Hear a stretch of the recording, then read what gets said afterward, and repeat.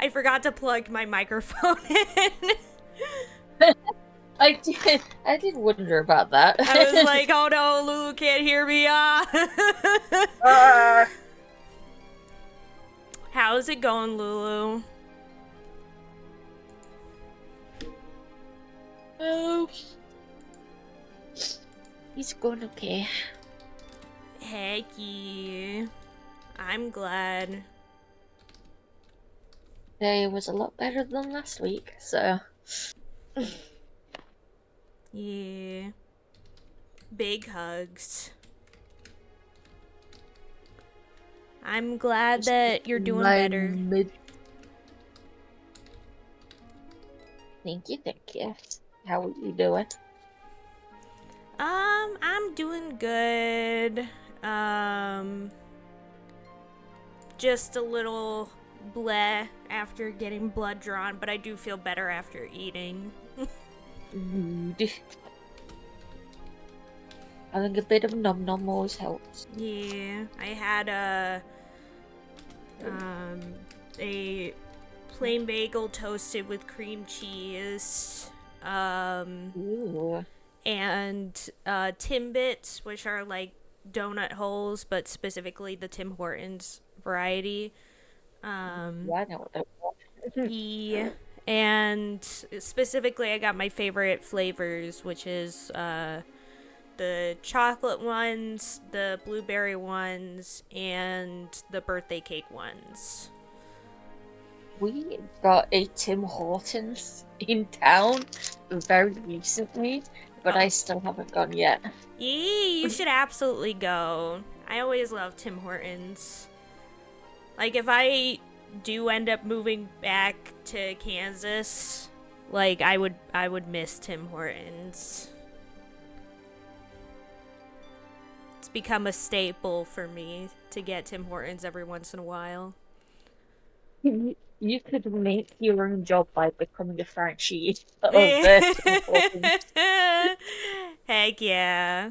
I became a Francie of Tim Hortons because I wanted donuts. Heck yeah. You'll love to see it. Yeah, it's what's funny is I feel like it's become kind of a meme about me like promoting products without actually being promoted by them. Like getting money from them. Like, oh, I constantly make fun of my boyfriend for like always being like, I got such and such from IKEA, and I'm like, oh, you just because he buys so much stuff from IKEA, it's like you should be sponsored by this yeah. by all the times you bought from IKEA, and you also are like, you should get this from me. Yeah. Exactly. Yeah, for me it's like bubbly. I constantly mention like bubbly drinks and how good they are to the point where people at work are like, one of my coworkers, Olha, is just like, you could be sponsored by bubbly with how often you recommend it to people. I just love it. We'll get you more viewers. You're just like, we'll make you a big star on Twitch, and then they'll come a knocking. Heck yeah. Heck yeah, you'll love to see it.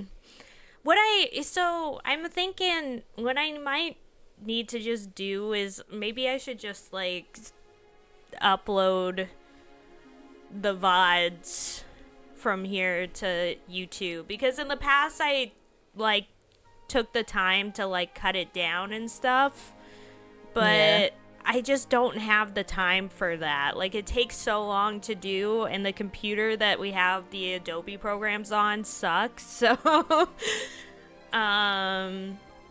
like going through, you can do the editing through Twitch though, can't you?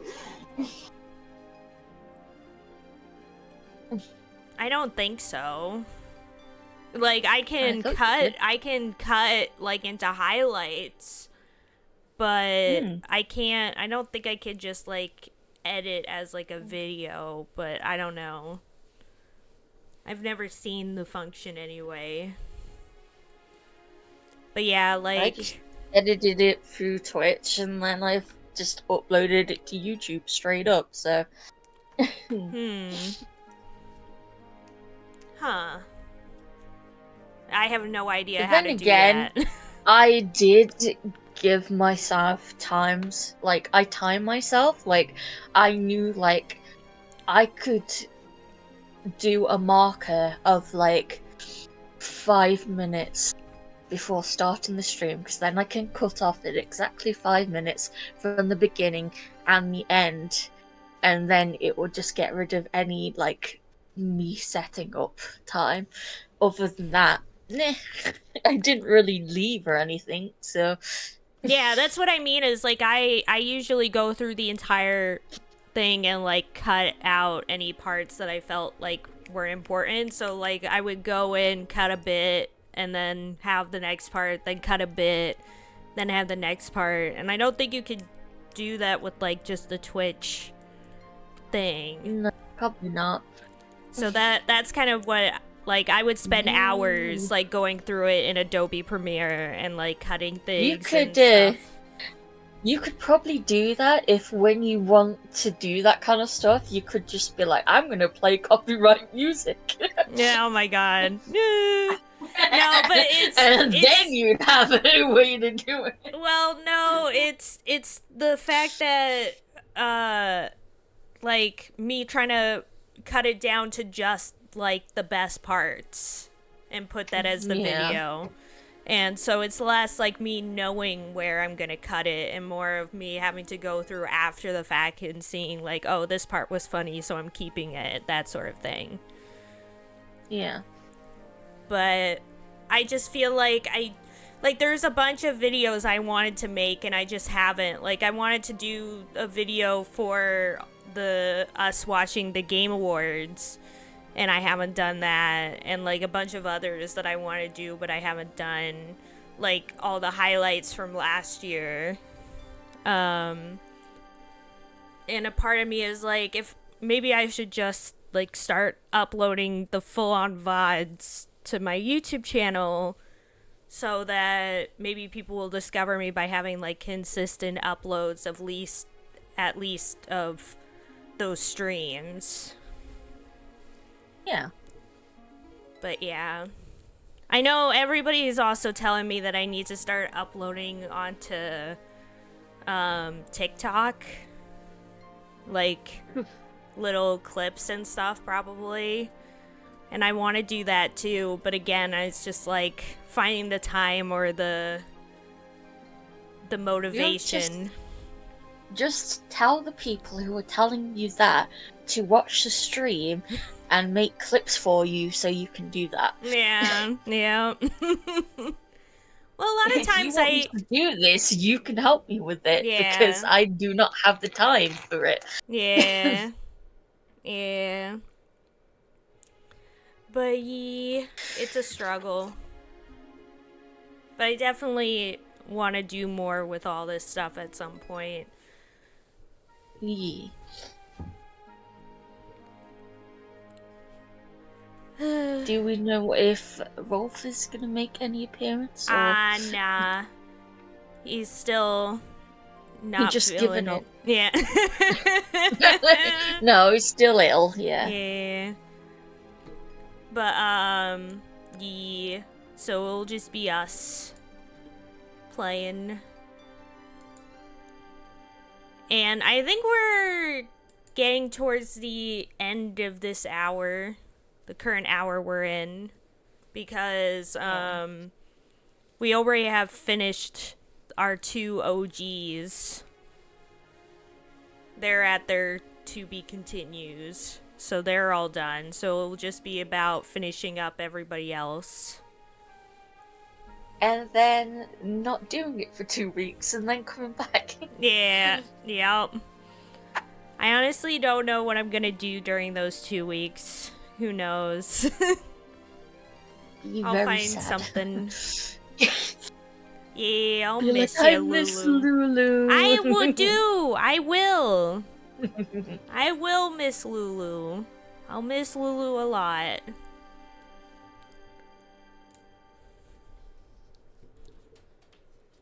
Oh, it would probably help if I streamed it to you as well. Well, you haven't started yet, so. Yeah, I haven't started the actual game yet, but it still would be helpful. No.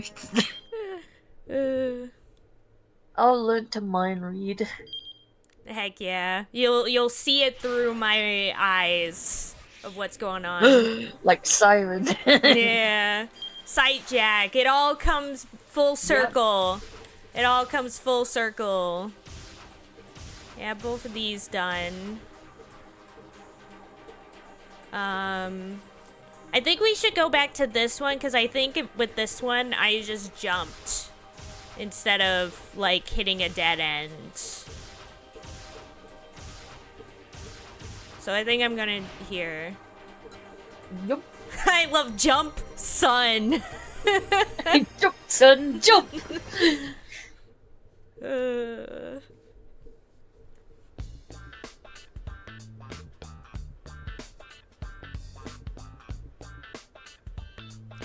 Okay. Are we reading this again, or? Oh yeah, I was like, oh wait, yeah, we read that part.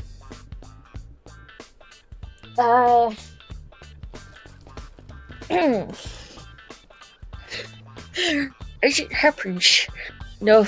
Oh, for fuck's sake! I can do this. It's You getting got into this. the voice. You got this. Kermit the Frog here. As it happens, if that works, I'd also like to interview people from SOS. Would you be able to put me in touch with your son? I forgot the voice I gave him. I think it was like... It's fine. Yeah, sure, but you should know that my son isn't in the game. Oh, wait, no, now I remember. Yeah, sure. Every voice you have for every man is gonna be Mickey Mouse. Yeah. Exactly. Yeah, sure, but you should know that my son isn't in the gang anymore. I just remembered I gave him the most monotone voice. Yeah. Oh. Guess he's of no use to me then. Oh, believe me, I know how you feel. Wow, what a dick. Yeah, The look on Nendo's face spoke volumes. Wow. Another deadbeat dad. There was no point in interviewing Endo's son if he wasn't with the gang anymore. It figured that Minorukawa's run of good luck would end eventually. Still, he'd gotten a lead in the form of the name SOS. That was progress. Alright, so back to the matter at hand. He flipped his notepad back open. What did you decide to do all about these juvenile delinquents? I set up a tiny little web camera in order to protect my property. Cameras designed to send video information to a computer via the internet. Look carefully and you can often spot them outside private residences and even on public streets where they are installed for use in surveillance. Given the risks of transmitted data being intercepted, the images recorded by such cameras are generally encrypted to prevent playback by unauthorized third parties. Many landmarks and attractions make their camera footage publicly available online. I see, and I'm guessing the webcam did the trick. It's stuff like this that is why I tell people that, like, privacy is a thing of the past. Like, a lot of people always talk about, like, the importance of privacy and, like, oh, like, you can't have my information. And I'm like, everything already has your information, buddy. I'm sorry to tell you this, but you're online. You're there. You are constantly crossing people's security cameras as you go down the neighborhood. Yeah, exactly. There's no staying out of sight unless you literally go out and live in the middle of the woods. Unless you completely go off the grid, yeah. Otherwise, like, you're there. Sure did. And so then other local businesses heard about it and started asking me to install some for them. Web cameras aren't particularly expensive, so it wasn't too tough to set them up all over downtown. In charge of these security cameras. Members of the downtown business committee take turns. The cameras are connected via a wireless network that business owners can access throughout the area. A LAN, or local area network, a communication system that can only be used within a limited geographical area. A wireless LAN transmits using electronic signals. Although convenient because it does not require cable attachments, there is a risk of signals conveyed in this way being intercepted by a third party. Yep. How's your security from this wireless network? Oh, no problems on that front. Anyone seems surprised at the question. All the footage sent over the network is fully encrypted. Encryption is the process of encoding data so that it is indecipherable by a third party. Restoring encrypted data to its initial form requires what is called a key, a program designed for this purpose. There are two main types of such cryptographic systems. Secret key crypto systems use the same key for both encryption and decryption. Public key crypto systems use a public key to encrypt the data, but require a private key known by the recipient in order to decrypt.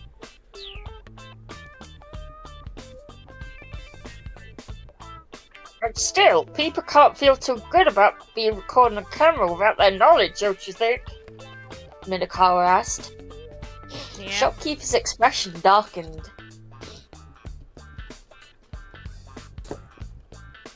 We hope to strike a balance between crime prevention and protecting individual privacy. There's no way. There's no way. There's basically no way to do it. Like, at my work, we have like a lot of like security stuff in place due to like worries about like anti-Semitism and all that stuff.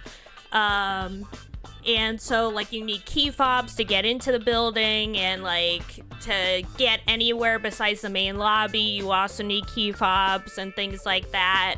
And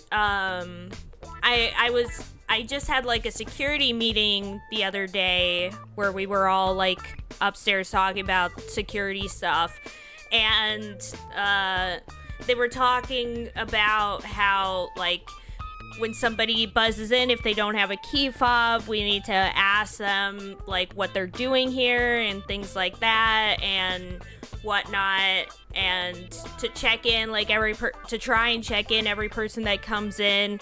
And then immediately after all of that saying like, but we don't want the place to feel like a fortress or unwelcoming. And I'm like, there's no way you can have both. There is no way you can have both of that. Yeah, like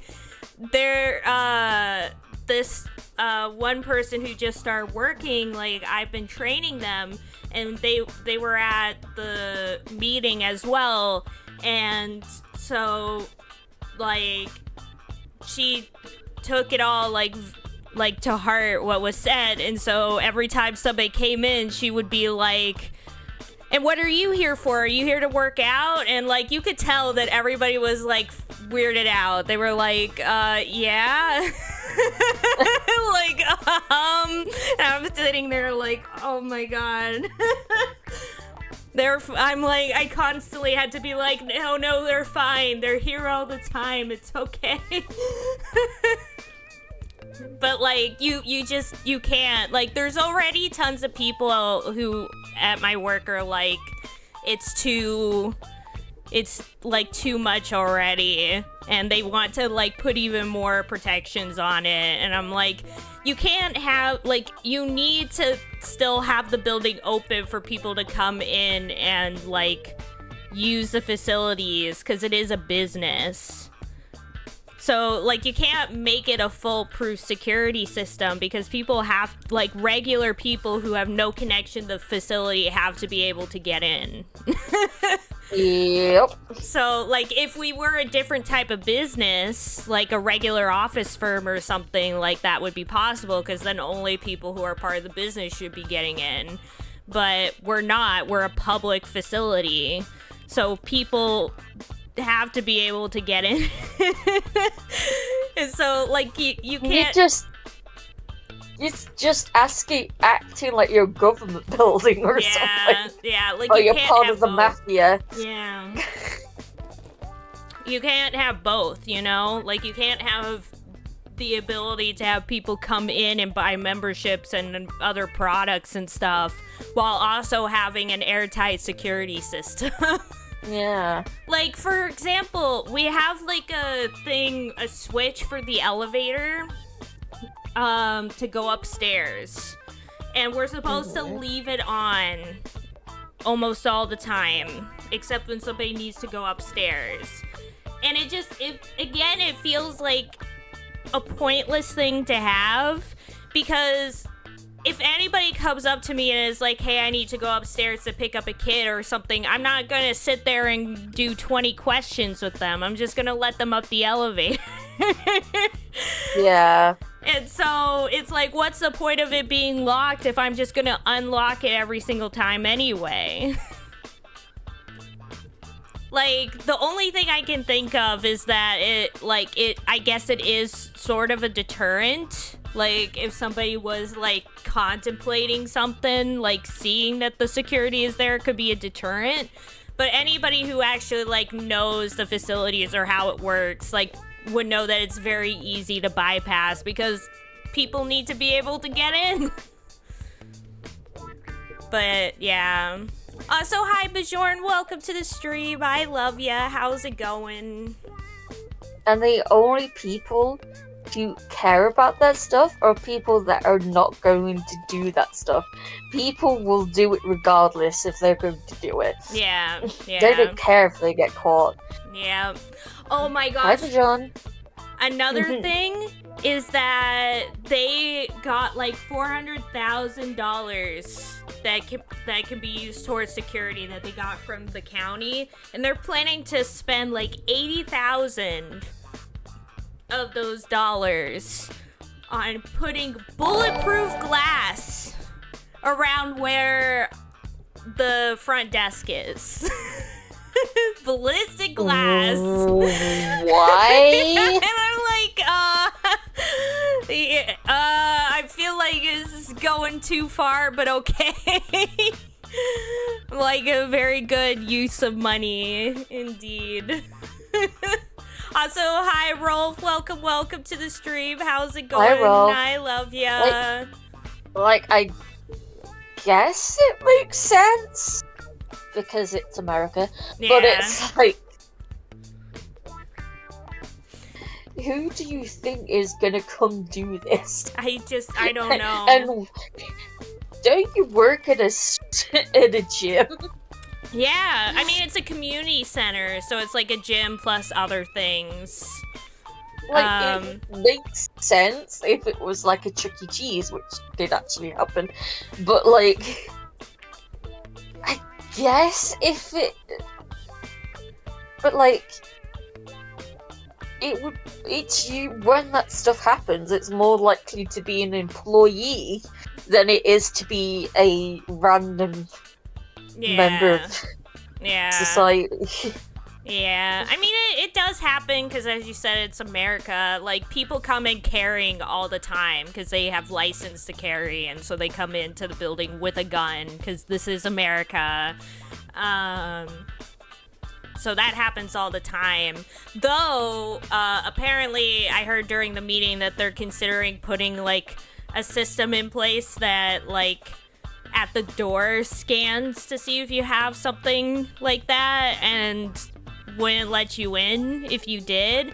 But in my experience, like, that kind of stuff can be kind of finicky because it can sometimes pick up on things that aren't guns or things like that. Like, I know because I'll, like, have my umbrella with me. Sometimes, like, I'll go to, like, a museum that, like, scans to make sure that there is nothing in there, and it'll pick up my umbrella because it has, like, metal and stuff in it. I find it funny when I'm at the airport, like, I take most things off, and, like, everything's going through the scan thing, but then my glasses go off. And it's like, okay then, I guess I'll take these off even though I can't see. Yeah. Like, at all. Yeah. Or, like, it could be, like, my jeans or something, and it's just like, oh, for fuck's sake. Yeah. And yeah, Rolf, it's crazy. It is crazy. Yeah.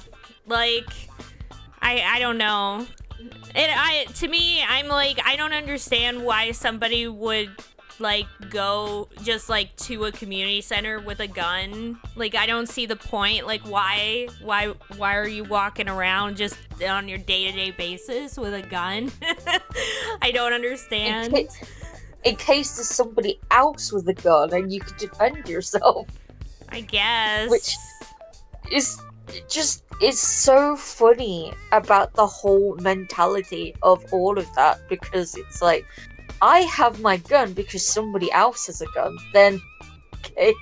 Yeah, and the other person has a gun because somebody else has a gun, and then that person has a gun because somebody else has a gun. It's just a never-ending cycle. Fun. But, yeah, so, yeah, it took all my willpower to not laugh several times during the security meeting, because I'm just like, there's no way. There's no way. It's impossible. No way. But yeah. Anyways. I went on a whole tangent because of this, talking about crime prevention and privacy and all that. Huh. And who determines what that balance is? Norikawa let a note of challenge slip into his voice. Norikawa is a good journalist.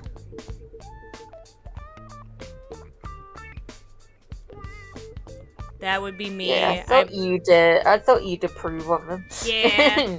He's really good. That would be me. I've been entrusted with the management of the security cameras. Dude. So essentially, you're providing your own moral oversight. Are you implying that I'm abusing my authority? Endo shot back. I'm doing this in the name of public order. Right, you've had your 5 minutes, now get out of here. The shopkeeper stood up and headed into the back. Like, I would say,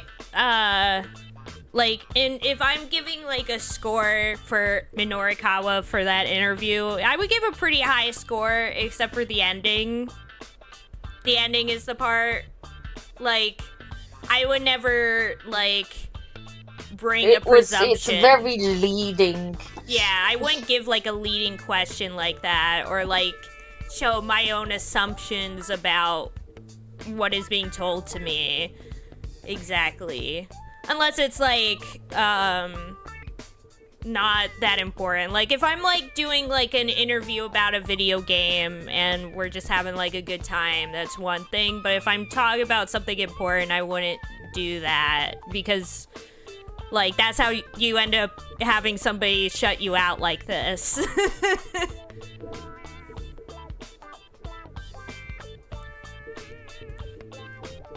Show the Wandering Angels know about the dry ash machine.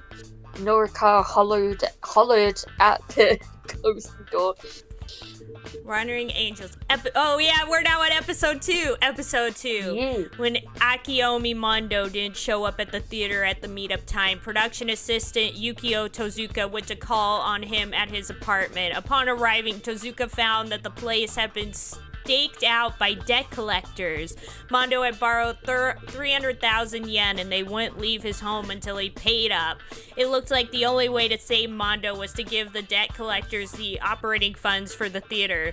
But before Tezuka could head back to relay the news, the props master, Shinchi Bondo, showed up. Dun, Snap. dun. Hey. Hi, Azure. I love ya. Welcome to the stream. Hey, sure. I love you more than Anya does. No. Also, guess what? Azure got 69. Yeah. Hey. With Lulu, let's go. I can't believe Azure has to kill me now. Endo didn't reply. See, that's why I don't like to press the button, because it just, like, sometimes goes on to the next thing without me knowing. Minoru had gotten enough of the story to put an article together, so he decided to hurry to a coffee shop and get started on some coffee.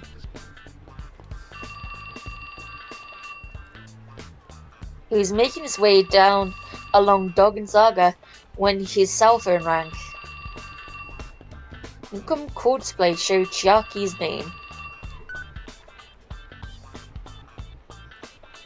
Chiaki, what's going on?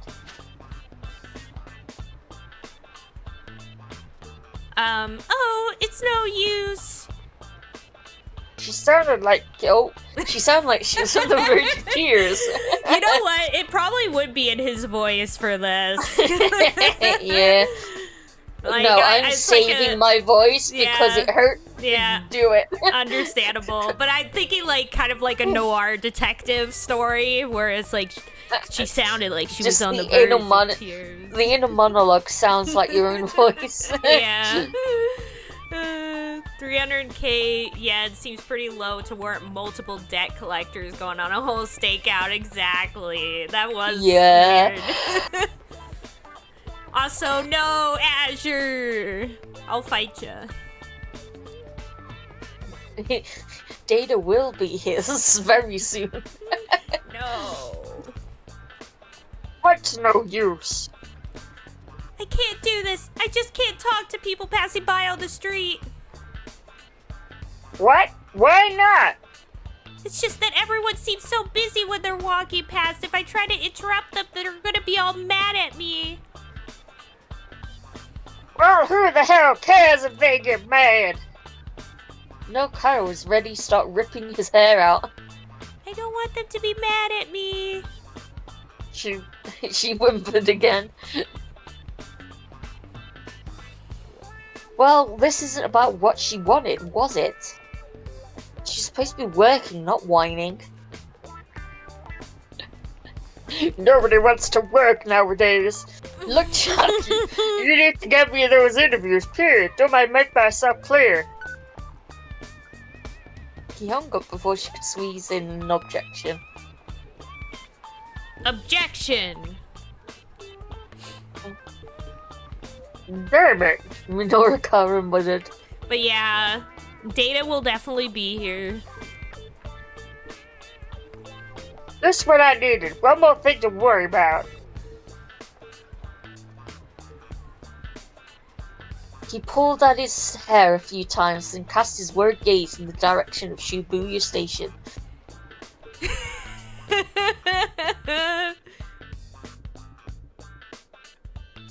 Oh, Zap! We're at the next to be continued. Let's go! We're making progress. Several to be continues. Yeah. So now it's just these two. I don't remember. Oh wait, I think we could continue with Tama because we fixed the thing where they make frickin' die. Yeah. It was Kim where Kardashian. Minoru Kara comes up and just breaks everything. Yep. Oh my gosh, all of this again. Blah blah blah blah blah blah blah blah blah blah blah blah blah blah blah blah blah blah blah. Flashback. Yeah.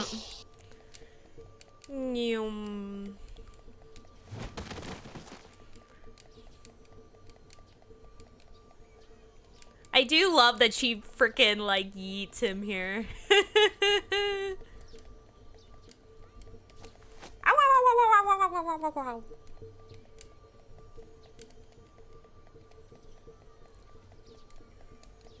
Yeah, I don't remember Rolf. Blah blah blah blah blah blah blah blah blah blah blah blah blah. Blah. A lot of boomers said that, Rolf. I don't know.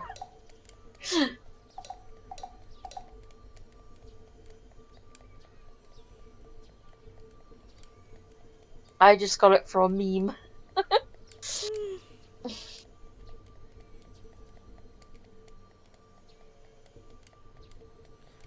What if, like, they don't actually have the sister, and the entire time the sister is actually right here in the disguise? Like, stuck in the suit. Yeah, what if?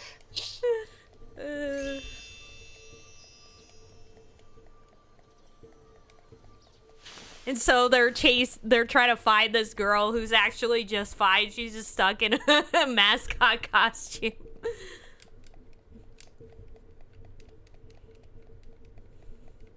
Yeah, it's true, Rolf. It's true. It's like a lot more complicated than just, oh, people are lazy.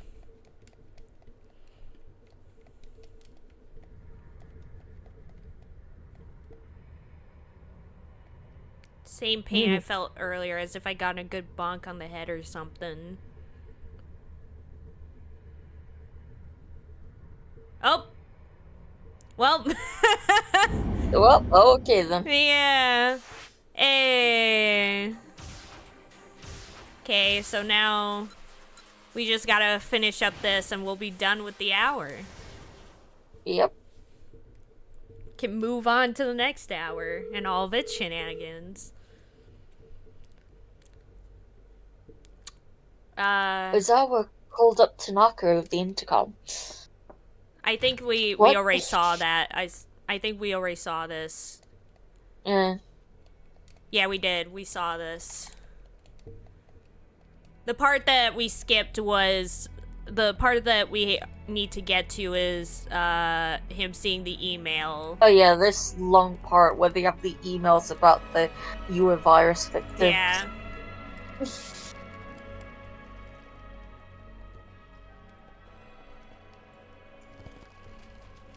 No, Rolf, I'll fight ya.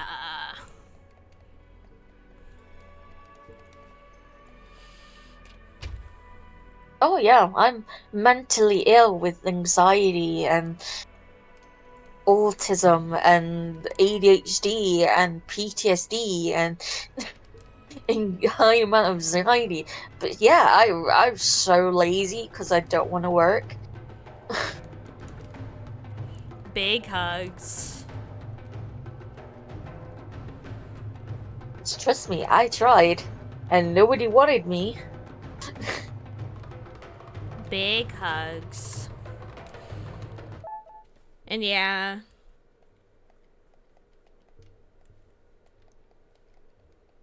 And that was years before I even knew I was autistic, so.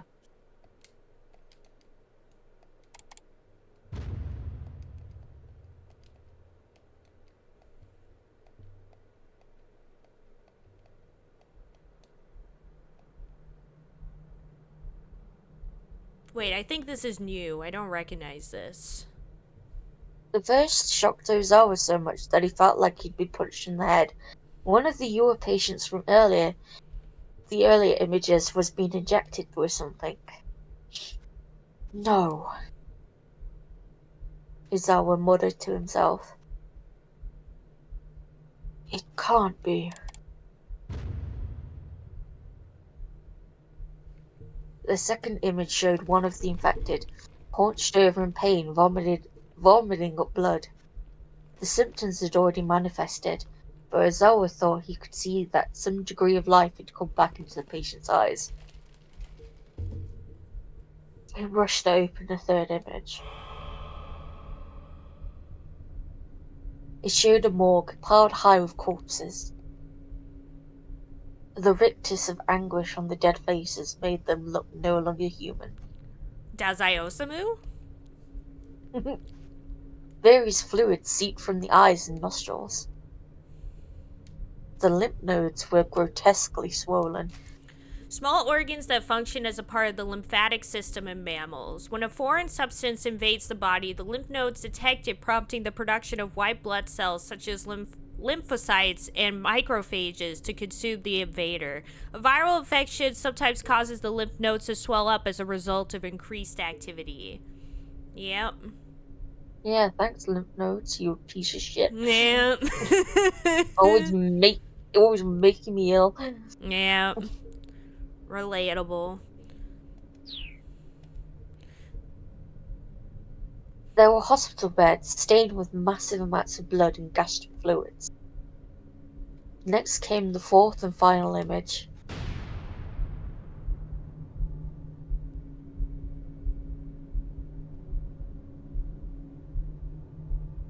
More corpses. They'd badges affixed to their chests with various labels. 6 hours passed, 12 hours passed, and 18 hours passed. It looked as if someone had been attempting live trials with the antiviral agent. Ozawa did consider the antiviral agent ready for release, but that was because his team hadn't conducted clinical trials on humans yet. Oh no, Rolf! I'm sorry! And there was a good reason why such trials hadn't been conducted. Yeah, maybe look away. And there was a good reason why such trials hadn't been conducted. There was no way to test the efficacy, that's it, of the drug without an infected patient. To run a proper clinical test, someone would first need to be infected with the Eurovirus. Tried a new burger place out for lunch. They might have had the best wedges I've ever had in my life. Heck yeah, Azure. Ooh. So I love the fact that we're now having like food combos while this is happening. That's great. Honestly, Rolf, I'm the same way. I watch like horror stuff and whatnot all the time while I'm eating food. I'm like, yeah. It literally only kills my appetite if it has something to do with like the mouth. Yeah, yeah, understandable. Otherwise, I'm completely fine with blood. Yeah, same. They sell shoes at your burger place. Amazing. No matter how effective animal testing had been, if the drug proved ineffective on humans, that person would have a guaranteed death sentence. Guaranteed life sentence. Well, the life sentence would be very short. Yeah, yep. It was unthinkable to run trials that involved such a deadly risk. And yet, as he looked over the images again and again, Osawa became certain. Without his knowledge, someone, presumably someone from Okoshi Pharmaceutical, had conducted human testing with the antiviral agent. The time markers on the corpses in the fourth image were surely there to mark the time elapsed since the onset of symptoms. A thorough trial would test the drug's effectiveness in those time frames. Yep. God bless the USA. Everything goes here. What burger place sells shoes?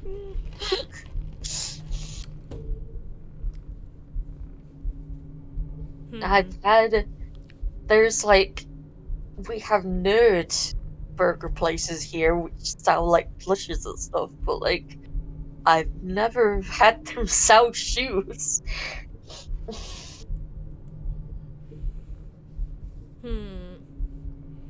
I mean, I bet McDonald's sells shoes. I don't know if you can buy them at McDonald's, but there's definitely McDonald brand shoes. Okay.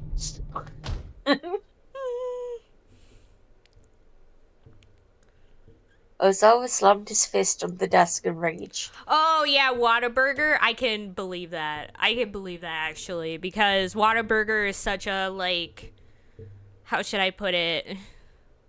Like there's kind of like almost a cult mentality behind it. Like everybody who loves Whataburger is just like Whataburger is like the best place ever. It's top 10, go there all the time, that kind of stuff. And it's like to a point where it's a little extreme sometimes. So I can imagine that they would have like all this merch and stuff that you can get for it to show your appreciation for it.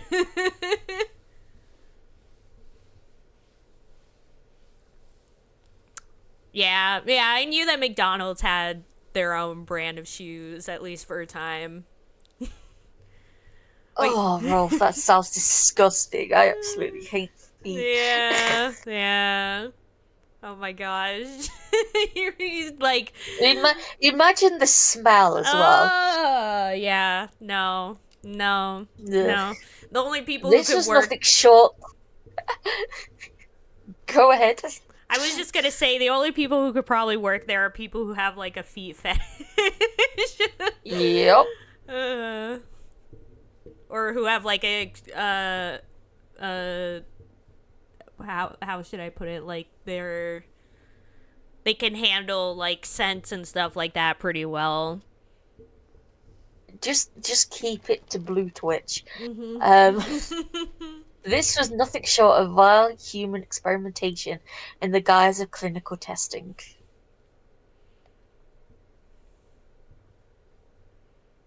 The people responsible could not be allowed to get away with this. Okay, he's gone up in my books again. He was pretty far down with some of the stuff that was going on earlier, but now he's gone back up because at least he has some integrity. Yep. He's not that he has some issues, but he's not like a bad person. There was only one person who Zarwick could trust to keep this under wraps. His boss, McCannell. That that is the issue with science, is that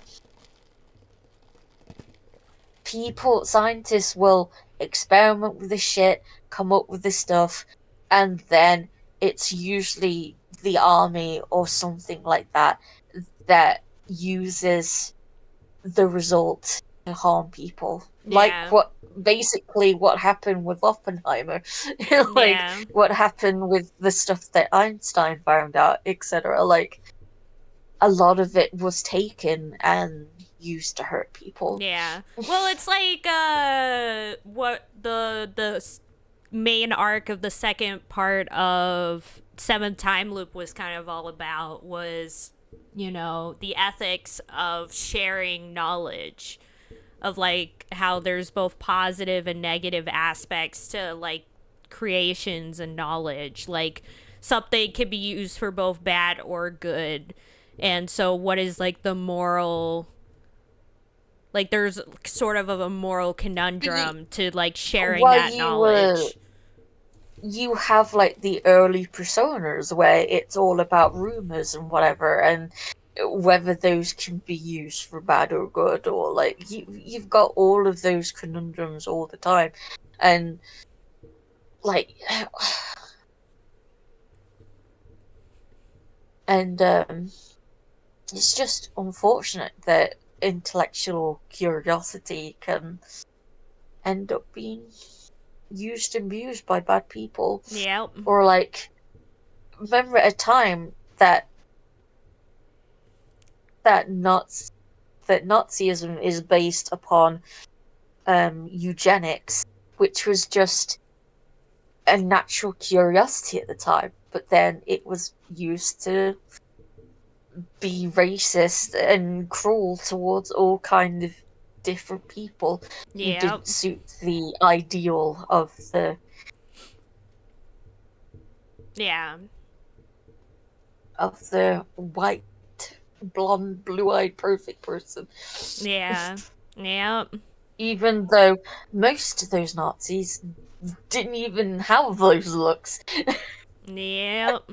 and some of them were disabled, just like the people they were putting into concentration camps, Yep. and gay, etc. So Yep. Bunch of hypocrites. Yep. Hypocrisy at its finest. Mm-hmm. Anyway, Yeah. keep going. Oh, it's you. I know I've read it. Oh. But he stopped short as soon as he picked up the receiver. He knew he was in no state of mind to have a calm, reasoned conversation right now. Turning his CD player, he put on Aya Kamiki's latest album.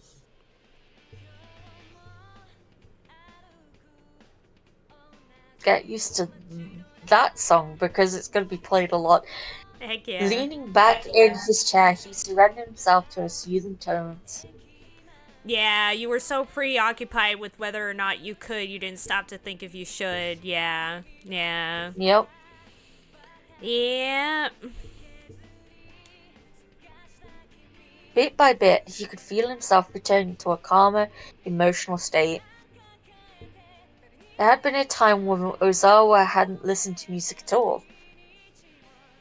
In fact, he had no interest in the arts in general. Music, painting, cinema. Yeah, you're a fucking boring person. Yeah. It was only due to a simple coincidence that he found Aya Kamiki. His daughter had asked for a CD as a birthday present, so he'd swung by the store to pick one up. Since Kamiki's new album has just come out, there was a display for it in the front of the shop. Something about the bright, colourful album packaging had drawn him in. After a time, Ozawa could feel himself growing calmer. He took a nice deep breath. This song is a bop, though. It is.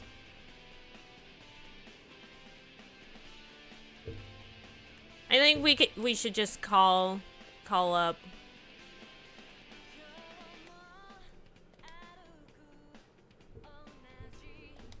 Nice deep breath, and then he dialed the number.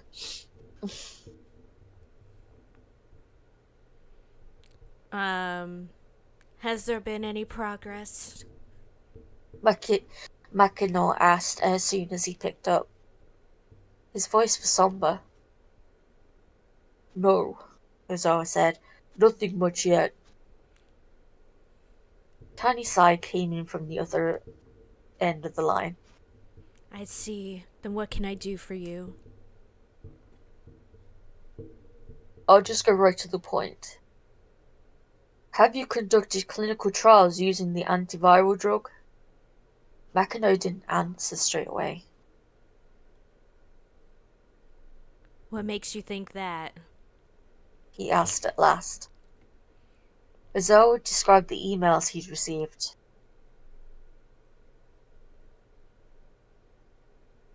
When he'd finished, Makino let out his breath in surprise. Not over the phone. We'll discuss this in person. I'll head over to your place when I'm done here. As soon as possible, sir. As soon as I can manage. You're not the only person who's busy.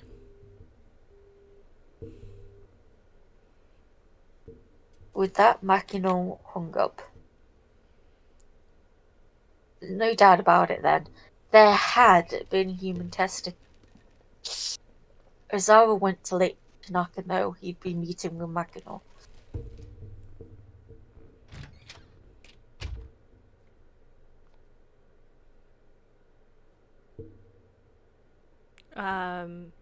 Mr. Osawa, are you going somewhere?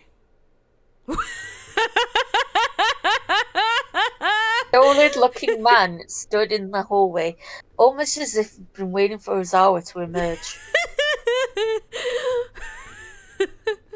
Mom, I threw up. Yeah, basically. It was Yoshio Keijiwara, one of the detectives from the Shibuya precinct.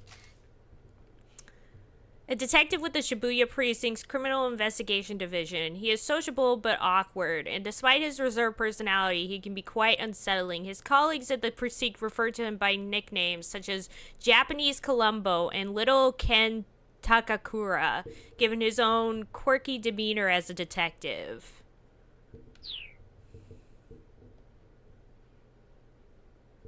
He struck Rizal as a bit too soft-spoken and meek for a detective, really.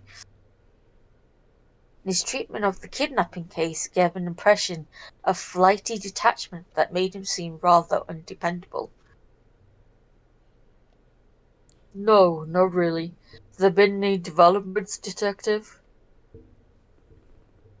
Kajiwara shook his head quietly. I'm, I'm sorry, sir. I'm not really sure what to tell you. Kajiwara then slipped a hand in his suit pocket. He pulled out a banana. A highly nutritious fruit belonging to the family. I don't know how to pronounce it. Genius Musa. Because they contain a variety of different carbohydrates, bananas can provide long lasting energy and are an optimal energy source when exercising. The famous slipperiness of banana peels is due to the oils in the inner part of their skin. But even if all of the oils were removed, slapstick comedians would still probably slip on them anyway. Much. Are you hungry? These are good for when you're tired. I'm fine, thanks, Ozawa said. Kajiwara seemed to lack a detective sense of situational awareness. Just being around him got on Ozawa's nerves.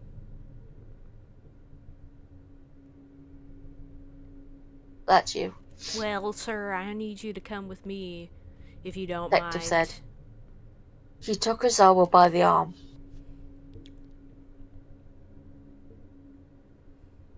As Kajiwara hurried him towards the living room, Ozawa could hear other detectives talking on the other side of the door. He's working at a time like this? Seriously? Jeez, I do not get rich people and their priorities. Yeah, I feel bad for. Oh, so the twins are his children. Mm-hmm. Her dad's a real piece of work. Nice. They were bad-mouthing him in his own house. You kind of deserve it, just a little bit. Just a little bit. Just You a little deserve bit. it. Just a little bit. Oh, I'm really sorry about all that. Kajiwara said, pausing in embarrassment. Ozawa pushed past him and opened the door. He did kind of look like Hideo Kojima in that one shot. You're right.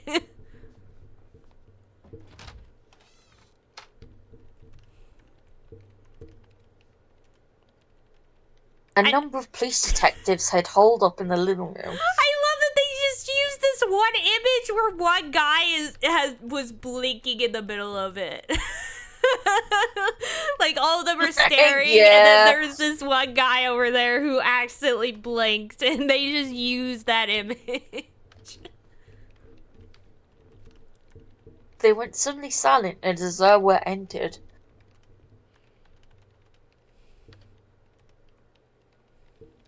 So tell me, would you rather I stay here weeping as I watch this disaster unfold? The detective winced and grimaced.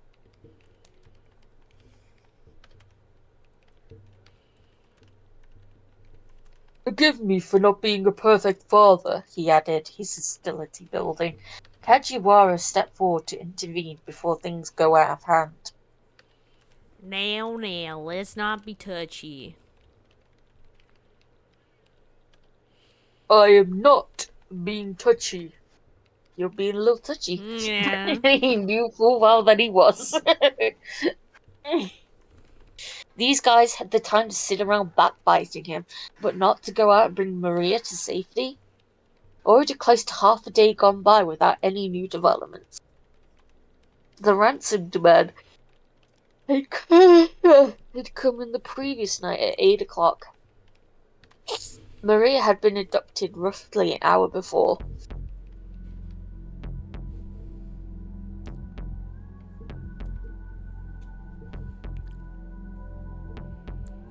Tomorrow, 10 Tomorrow. a.m. That by Hachiko and Shibuya. Have the sister, Hitomi. Bring 50 million yen. If not, the girl's life is forfeit. the kidnapper called only once, so the police were unable to run a trace. Oh no, did the person put the phone back on the hook? Is that what happened? Yep. Oof. Oofs indeed. That's like rule number 1. Even if the other person hangs up, you don't hang up the phone so that the police can trace back. I'll do it. He said. Anything for my sister. She didn't hesitate in the slightest at the suggestion that she make the ransom handoff.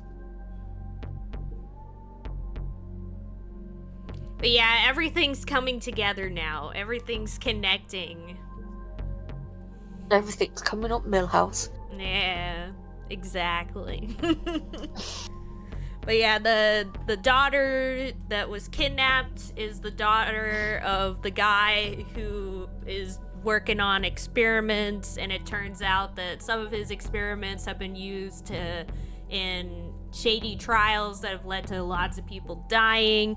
And so probably these people, their motive, since it's being talked that they're foreigners and are probably connected to whatever's going on, their motive is probably like revenge or something for the guy, like, and all the stuff that's like going on with like the organ harvesting and all that stuff.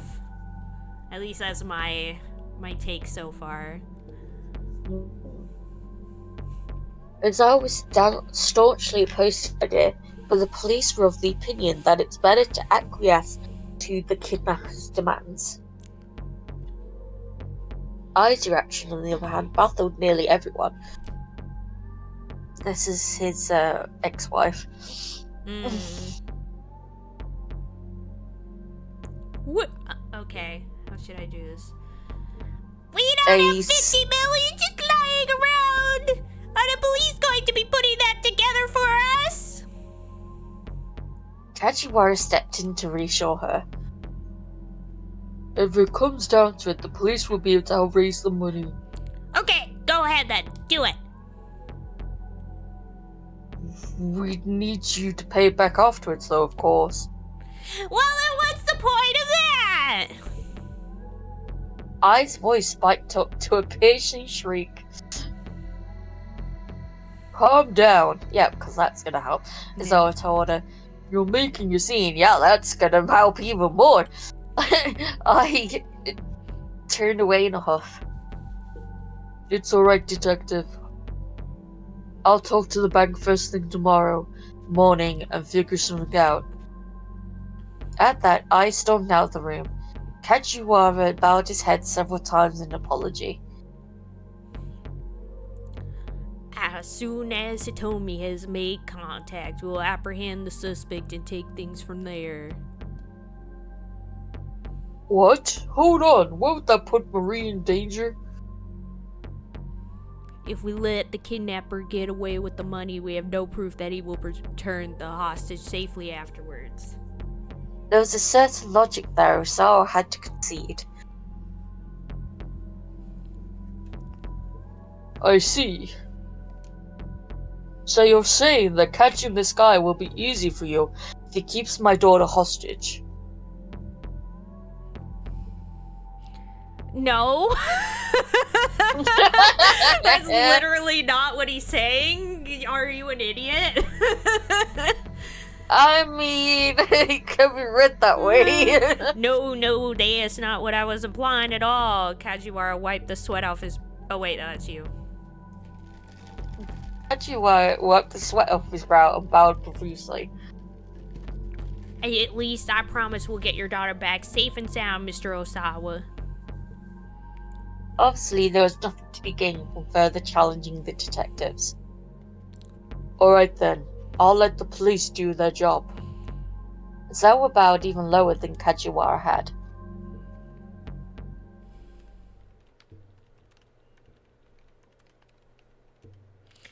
How long are you going to just loaf around? I shrieked as she stormed into the room. Hurry up and She is becoming increasingly hysterical. Oh, like women do, huh? Oh my god. An hour has passed since the suspect had taken the money, and yet the police had made no effort to apprehend him. She has a perfectly good reaction to what is happening right now. Yeah.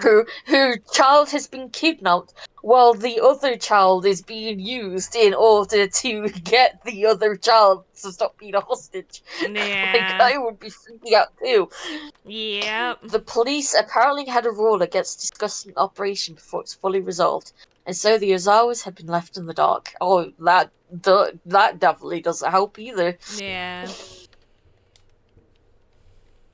But they'd overheard the task force talking of the wireless, and it appeared that they were deliberately letting the suspect roam free. Hey! If he gets away with our money, you are going to reimburse us, right? Ozawa scowled. She made it sound like the money was more important than Maria's life. For real. The detectives exchanged uneasy glances.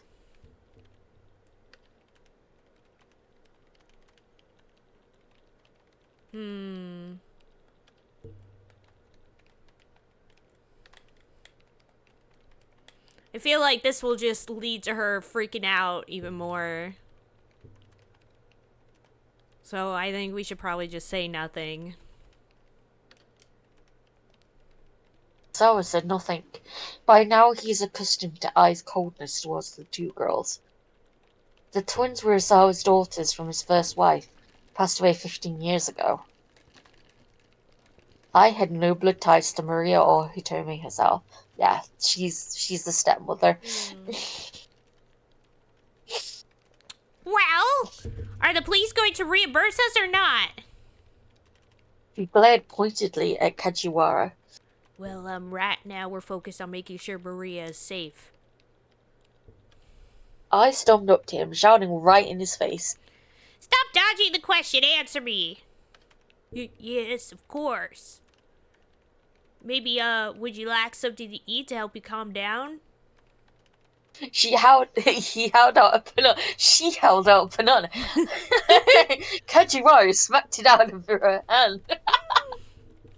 It's in reverse. Oh dear, what a waste. Kajiwara scrambled to retrieve the banana from the floor. Ozawa went over to Tanaka and whispered into his ear. Hey, little mama, let me whisper in your ear.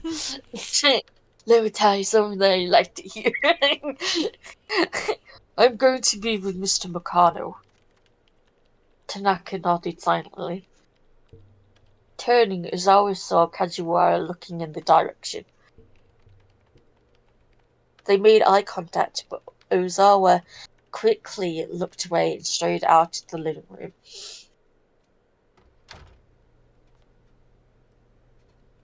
Kajiwara followed after him. Excuse me, Mr. Osawa? Yes, what is it? The detective was sheepishly with his hair and forced a smile. Sir, we'd appreciate it if you could remain in the living room as much as possible.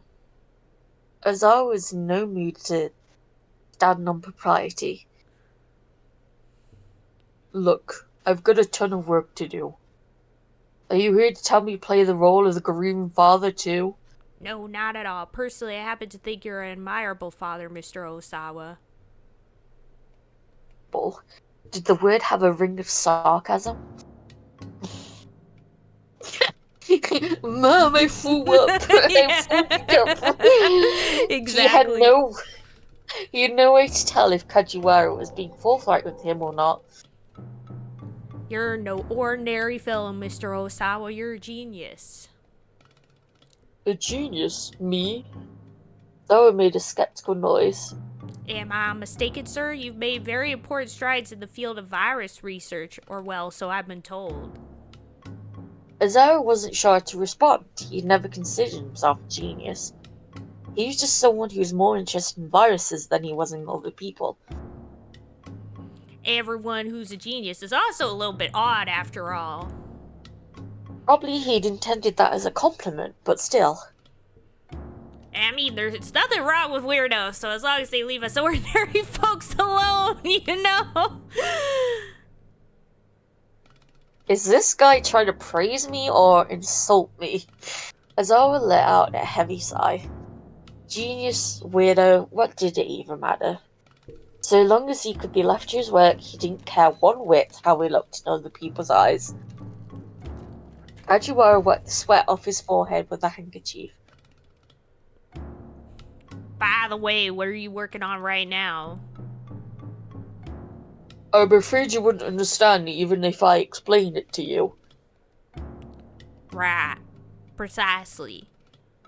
Even if I gave it my full attention, it would still be beyond me. Head with sudden intensity in Azawa's face. Oh, Jesus. I forgot about that. I'd appreciate if you didn't hide things from me, sir. Excuse me, sir. Oh no, don't do that! Azawa gaped at a loss for words. Oh, I'm so sorry. Goodness, that made it sound like I'm accusing you of hiding something, didn't it? Detective bowed his head repeatedly.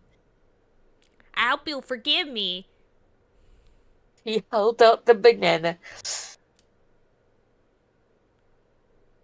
That won't be necessary. How about this then? This time he pulled out a bar of chocolate from his pocket. No, thank you. This guy just carried an endless food supply wherever he went. Oh my. You geniuses really are tough to sort out. He inclined his head, mumbling to himself for a moment. What can I get for you then, sir? What I really like is some time by myself. In a daze of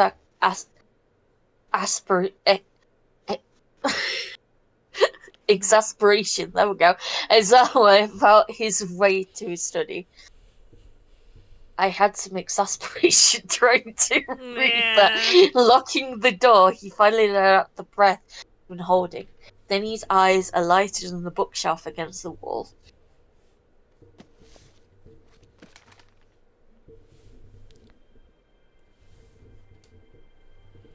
Oh. Aww. He pulled out a photo album and began to flick through it. There were pictures of his daughter's grade school enrollment ceremony. Their mother had already passed away from illness, so Ozawa had taken the girls himself. I love the contrast, the yin yang contrast. Like one of the girls has black pins in her hair and black socks, and the other girl has white pins in her hair and white socks. And one has a big grin, and the other one has a tiny smile. Yeah. He remembered that after the ceremony, he told me he'd come down with a fever. Ow, I bit my tongue. No. He told me he had been rather sickly as a child, falling bedridden at the drop of a hat. Maria, by contrast, had been lively and energetic, quite the handful. Azawa had found it remarkable that their personalities could be so different, despite them being twins. He flipped further into the album. There was a picture of the three of them at the grade school graduation. Maria was looking away from the camera.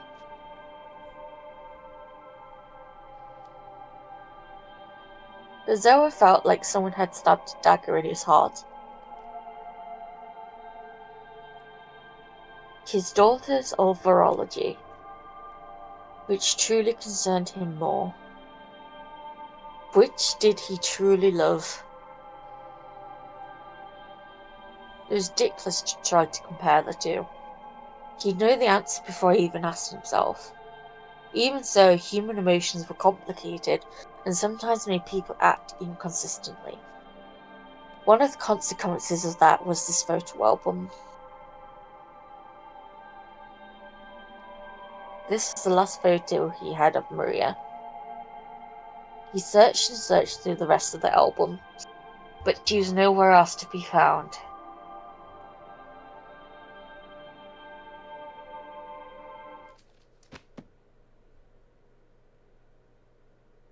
Oh boy.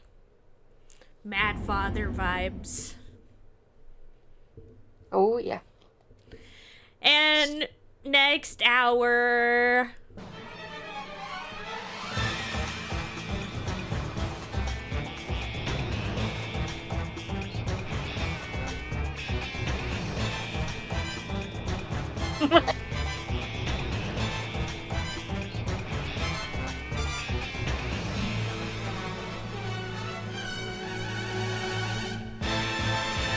I like that they do a little intro sequence for every hour. Yee. It's like a episode, like we're watching like a TV series, and each hour is an episode. Yep. Oh, should we do our regular thing of starting with Kano and going around? Yeah, up to you. I probably like a rest from the voice acting. Yeah. Kano had been watching syndicate members hand off the attaché case for an hour and a half. He still had no idea where this relay might be headed. The man he was tailing now was about 10 meters away, close enough that Kano could close the distance and apprehend him at a moment's notice. Also, I just want to say, the song that they play for like the openings is so good. I'm like jamming out to it. But his orders remain the same: follow and observe.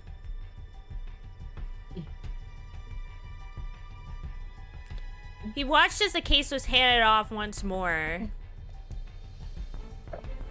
By now, the shock of seeing it pass to yet another accomplice had worn off. I think this might be other dude. It's already been 90 minutes, huh? Yeah. It was Saisayama. At some point, he crept up on Kano from behind. Oh my. They don't seem like they're trying to get away at all. They're just walking. What could they be up to? Sasayama shrugged.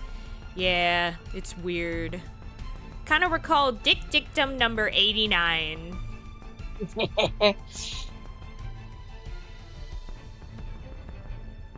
The more irrelevant something seems, the more relevant it is bound to be.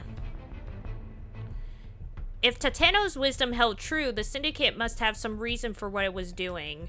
Were they just trying to throw the investigators off their scent? No, that couldn't be it. They were wandering in circles, staying right in the same area. They were just running up the clock. What if that's exactly what they were after, buying time? Kano felt a sudden conviction that he was on the right track. If they needed more time to make sure they got their hands on the ransom payment... Wait, hold on. Could it be that...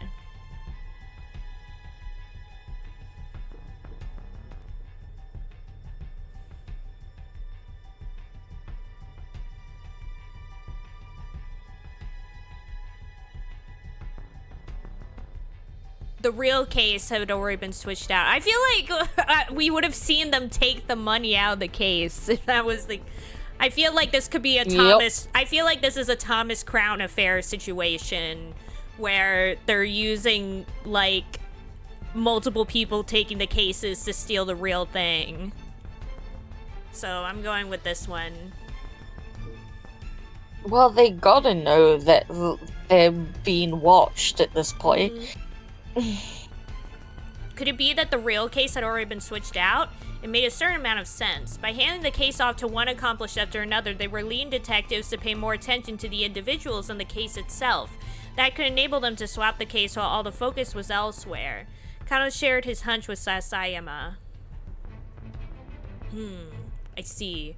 I mean, it is a possibility. Yeah, we might be following the wrong case. There was a palpable tension in the air now. Kano, you gotta report in to Kuze. On it. Kano's hand flashed to his wireless, but Kuze was dismissive. No, that's the case, I assure you. No offense, sir, but how can you be sure? Kuze sighed. Because it's my job. There's an ID tag in that case that allows us to keep tabs on it. There's no way these crooks could have whipped up a duplicate. ID tag? What ID tag? Wait, no, that's right. Kano had forgotten all about that detail in the wake of his all-nighter. Oh, right. Don't you all-right me! Clearly you weren't hired for your brains. Focus on what you're good at. Kuze ended the call. Still Kano couldn't shake his conviction. Pretty. Exactly. Still Kano couldn't shake his conviction that something was off. The man with the attaché case made his way back to Shibuya Station. The heck? Sasayama grumbled. He's right back where we started. Kano felt his frustration growing. It honestly looks like the syndicate was just randomly lugging the case around town. Near Shibuya Station, a girl approached the suspect. The suspect. Suspect. She was Japanese and entirely unlike any of the other criminal accomplices. She spoke to the man while showing him something on a notepad. He glanced at the pad but did not slow down. Within moments, he had left her behind. It looked like she just passed him a message. Well, that sure is fishy, Sasayama muttered. That's the girl Minarukawa wanted to find details with. Oh, I see. That makes sense. That's why she's all nervous and shit. Yeah. Yeah. She looks so cute. Yeah. What, the girl? Asked Kano. Yeah, wanna go hit her up? Sasaya could only mean one thing, questioning her. I would, since that's her, she's not involved with this. So, I don't think we should question her.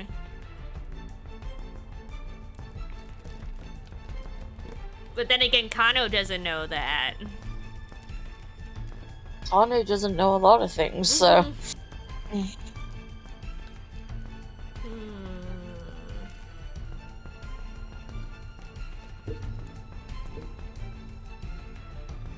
But also knowing her, like, she might freak out if we try and question her. And then this will be all over.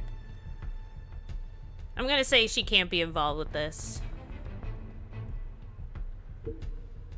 She can't be involved with this, can she? Sasayama flashed him a skeptical look. Don't let your preconceptions get the better of you. Could get you killed. Fixed notions one has about... No. Oh, sorry. Fixed notions one has about something before the facts are known can be a hindrance to thinking freely. If you think about it too hard, you might fall victim to the preconception. The preconceptions themselves are always bad. Yeah. I know that, but still, she doesn't come across as involved to me. Kano knew better than to judge people based on appearance, but he was still convinced the girl wasn't part of this gang. She just struck him as far too, well, inept, really. Alright, I'll go look into the girl, Sasayama said. You keep following the attaché case. Kano nodded and hurried after the man.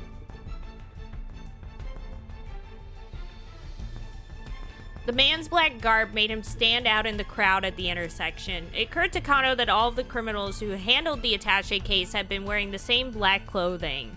The fact made the whole situation even weirder. It still very much seems like a Thomas Crown affair situation. And also the other thing is Kuze was like, oh, I know because the case has the ID tag or whatever. But it's already been established that somebody in the police is in on it. Yep. So we can't really have faith in that either because it was shown in the scene in Achi's route that the guy that was following them seems to be connected to the police radio because when Kano stopped on the radio, the guy stopped as well. Could they really be ignorant that they were being followed while they were all wearing the same eye-catching outfit? No. It was more like they were going out of their way to make sure the investigators spotted them. Yeah. That still didn't provide any clues as to what they were after, though. The longer Kano kept tailing these guys, the less it all made sense. I think they're trying to kidnap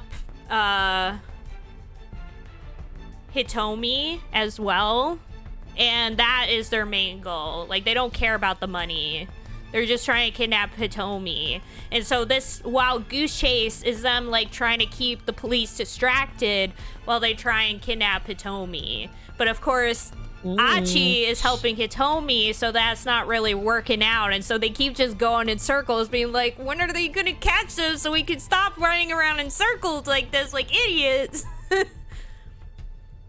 Was it really such a good idea to keep this up? Someone's life was in danger and they were just letting the kidnappers carry out their plan, whatever it was. The very first page of the Dick Diary spelled things loud and clear on that front.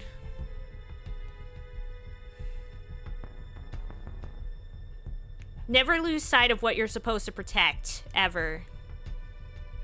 Right now, the single most important thing was ensuring the hostage's safety. This was a situation where Tateno would have stuck to his guns for sure. Kano thought back to that day 3 years ago.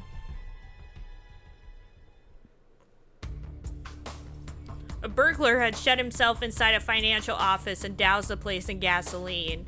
Kano had just been put on police box duty and was ordered to the scene because his box was just down the street from the standoff. Nobody is assigned to a detective post right after graduating from the police academy. Detective positions can be quite hard to come by.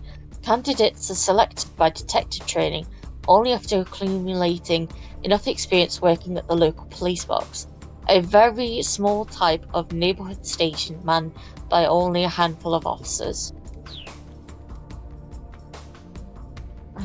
Several officers had surrounded the building, keeping close tabs on the situation. The suspect was shouting nonsense through the entrance on the first floor. Things were getting heated.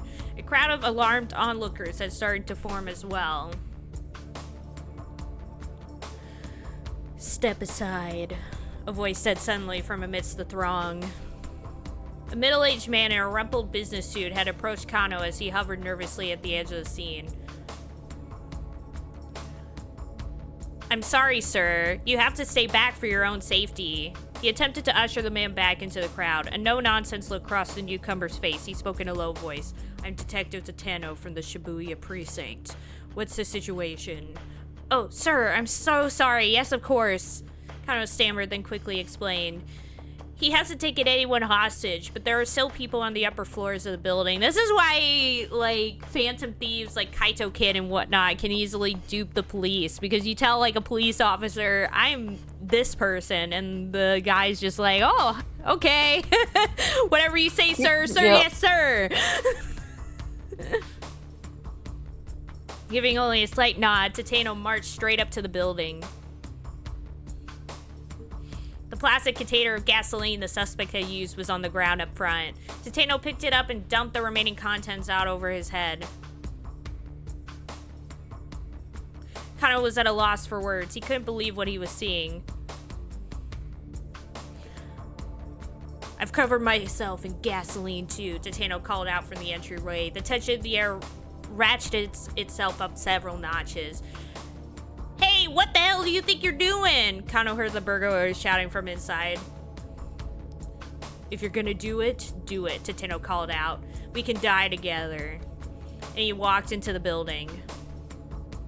All Kano could do was watch things unfold through the plate glass window. Tateno was talking to the burglar, but Kano couldn't make out the words. The crook was clutching a lighter, his hand trembling. His expression was like that of a frightened child. Tateno slowly approached him and took firm hold of his shaking hand. The onlookers erupted into cheers and applause. Tateno handed the now docile suspect over to the detectives, then wearily sat down against the planter out front. It was like something ripped straight out of a police drama. That was amazing. You have to deal with guys like that as quickly as you can. You let a situation like this get even a little out of hand and you never know how things might go south on you. Tateno spoke quietly, almost as if he were talking to himself. As the police evacuated the rest of the building, Kano noticed that there were children and elderly people among them. If the perp managed to set the fire, there was no way they would have escaped in time. But I mean, what if he'd actually set the place on fire? If someone's willing to risk their life, you're not going to convince them of anything unless you do the same. Kano still remembered the awe he had felt at Tateno's matter-of-fact tone. Kano hadn't become a police officer out of any real sense of duty. He just thought it would make Rumi happy if he became a detective like her father. Besides, civil servants tend to stay afloat in times of recession, and his time playing rugby meant he was in good physical shape for the job. He never really thought too much about protecting the citizenry or keeping the peace, but now here he was in the presence of a detective who literally risked his life in the line of duty without a second thought. A police officer never loses sight of what he's supposed to protect. Ever. Getting back to his feet, Tateno tugged off his gasoline-drenched coat and walked away. Kano wrote the words in a notebook he'd just purchased. Thus, the Dick Diary was born. The lore of the Dick Diary. Amazing. Thinking back to the way Tateno had put his life on the line to rescue a bunch of strangers made Kano feel all the more raw about just tailing these syndicate members. Letting the crooks just wander around wasn't going to bring Maria Osawa to safety. Of that, Kano was now certain. And I like that now they're giving like the full name and everything because it's already been revealed. Yep. Never lose sight of what you're supposed to protect, ever. He uttered the fundamental dictum out loud. Well, you've lost sight of it completely, a voice said out of nowhere. What? Kano spun around. Oh, no! It's the dad! Wait, you've lost sight of it completely. It was Shizuo.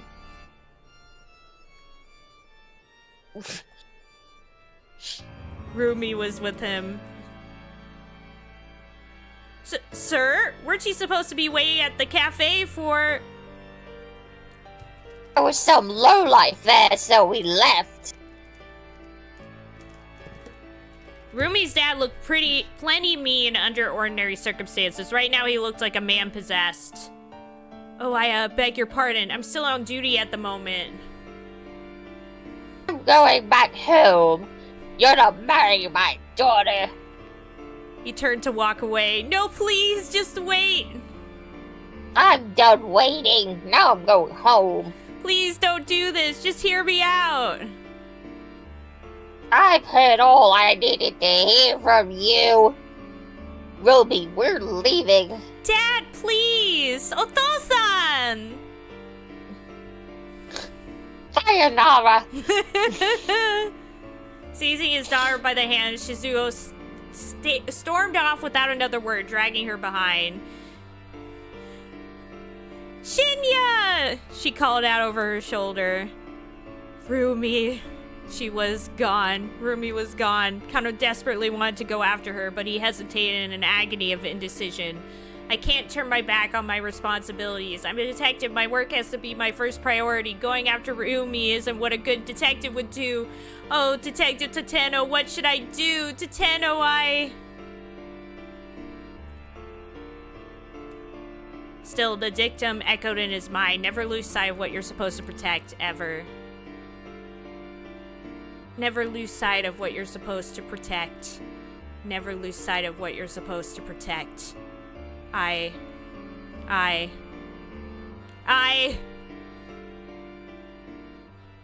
now have this new lore in my head that the bad ends after in this game are what leads the actor to become Grody in King Owner. Amazing.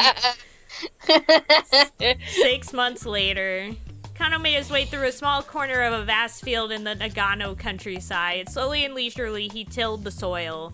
He surprised himself with his own newfound enthusiasm for organic farming, learning more from Shizuo day after day. His father-in-law had taught him the ways of farming from the ground up, and while things had been rocky between them at first, their friendship was now growing strong. Pausing to wipe his brow, he smiled at the acreage around him. I love that this is like, we're not just getting like a bad end screen, we're getting like a full-on ending here. I love it. Yeah. He looked forward to tending the crops he'd sown until harvest came around. If he'd stayed on as a detective, he might well never have known the joy he now found in his work. And this was the only seed Kano had planted. By the time harvest season came around, the new life growing within his dear Rumi's belly would be ready to celebrate with them. Ayo! He did a Stardew Valley. Basically. Pastoral fiction. We got married. Kano went after Ruby and Shizuo, proving his devotion and earning her hand in marriage. Now he's a farmer in Nagano, and crime in Tokyo is someone else's problem. But hang on a sec. Why weren't Ruby and Shizuo waiting at the cafe like they were supposed to be? Well, there's no way for Kano to know about how one man's bit of curiosity at that cafe led to this strange twist of fate. Yeah. Ooh. Also, by the way, fun fact, Nagano is also the town that Sawamura Ejun from Ace of Diamond is from. Yeah. AKA probably the most Anya character to Anya character. And that's a lot of those. Mm-hmm.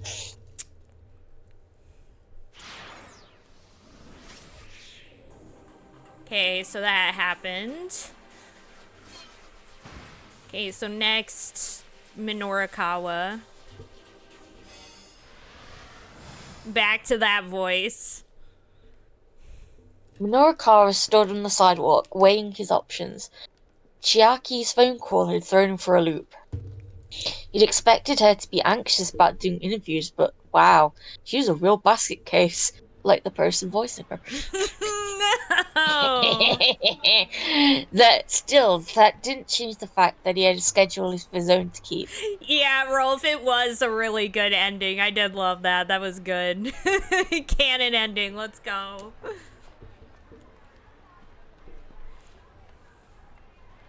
The surveillance camera story had to be his top priority. Chiaki would have to find some way to stumble through things on her end. He headed on down Zaka, scanning his surroundings as he went. There were cameras set up on streetlights all over the place.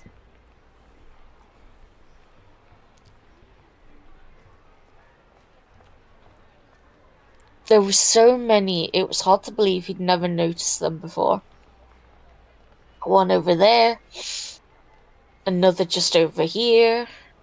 Electronic eyes peering down on passers-by from high above, where they were tougher to spot.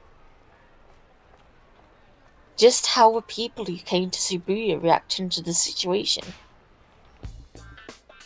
I didn't see that comment, Azure, so I'm not sure which joke that was. And it was half an hour ago, so I don't know.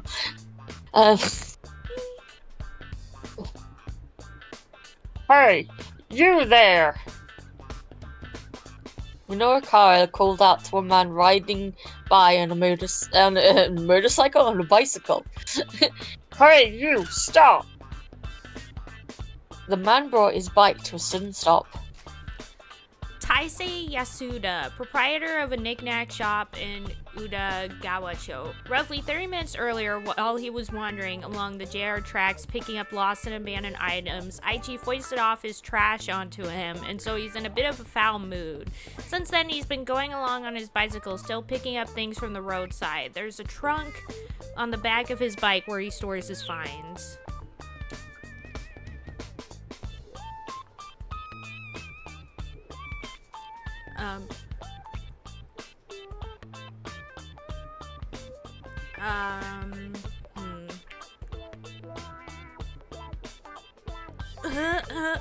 What's the matter? The name's Minora. Minorikawa.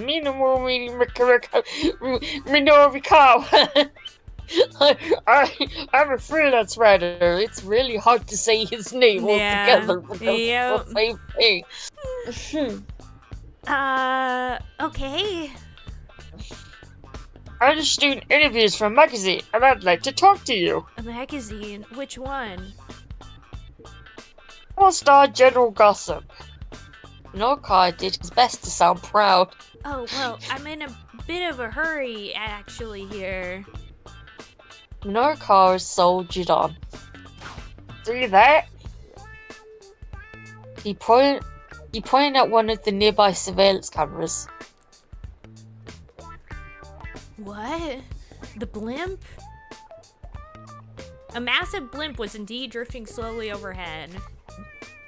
That was meant to be me, but okay. Oh wait, yeah, sorry. A type of aircraft that floats using the lift provided by an enormous envelope filled with lighter than air gas. This envelope, the balloon, is often used for corporate advertising. This particular blimp has been puttering about the skies above Shibuya since last night.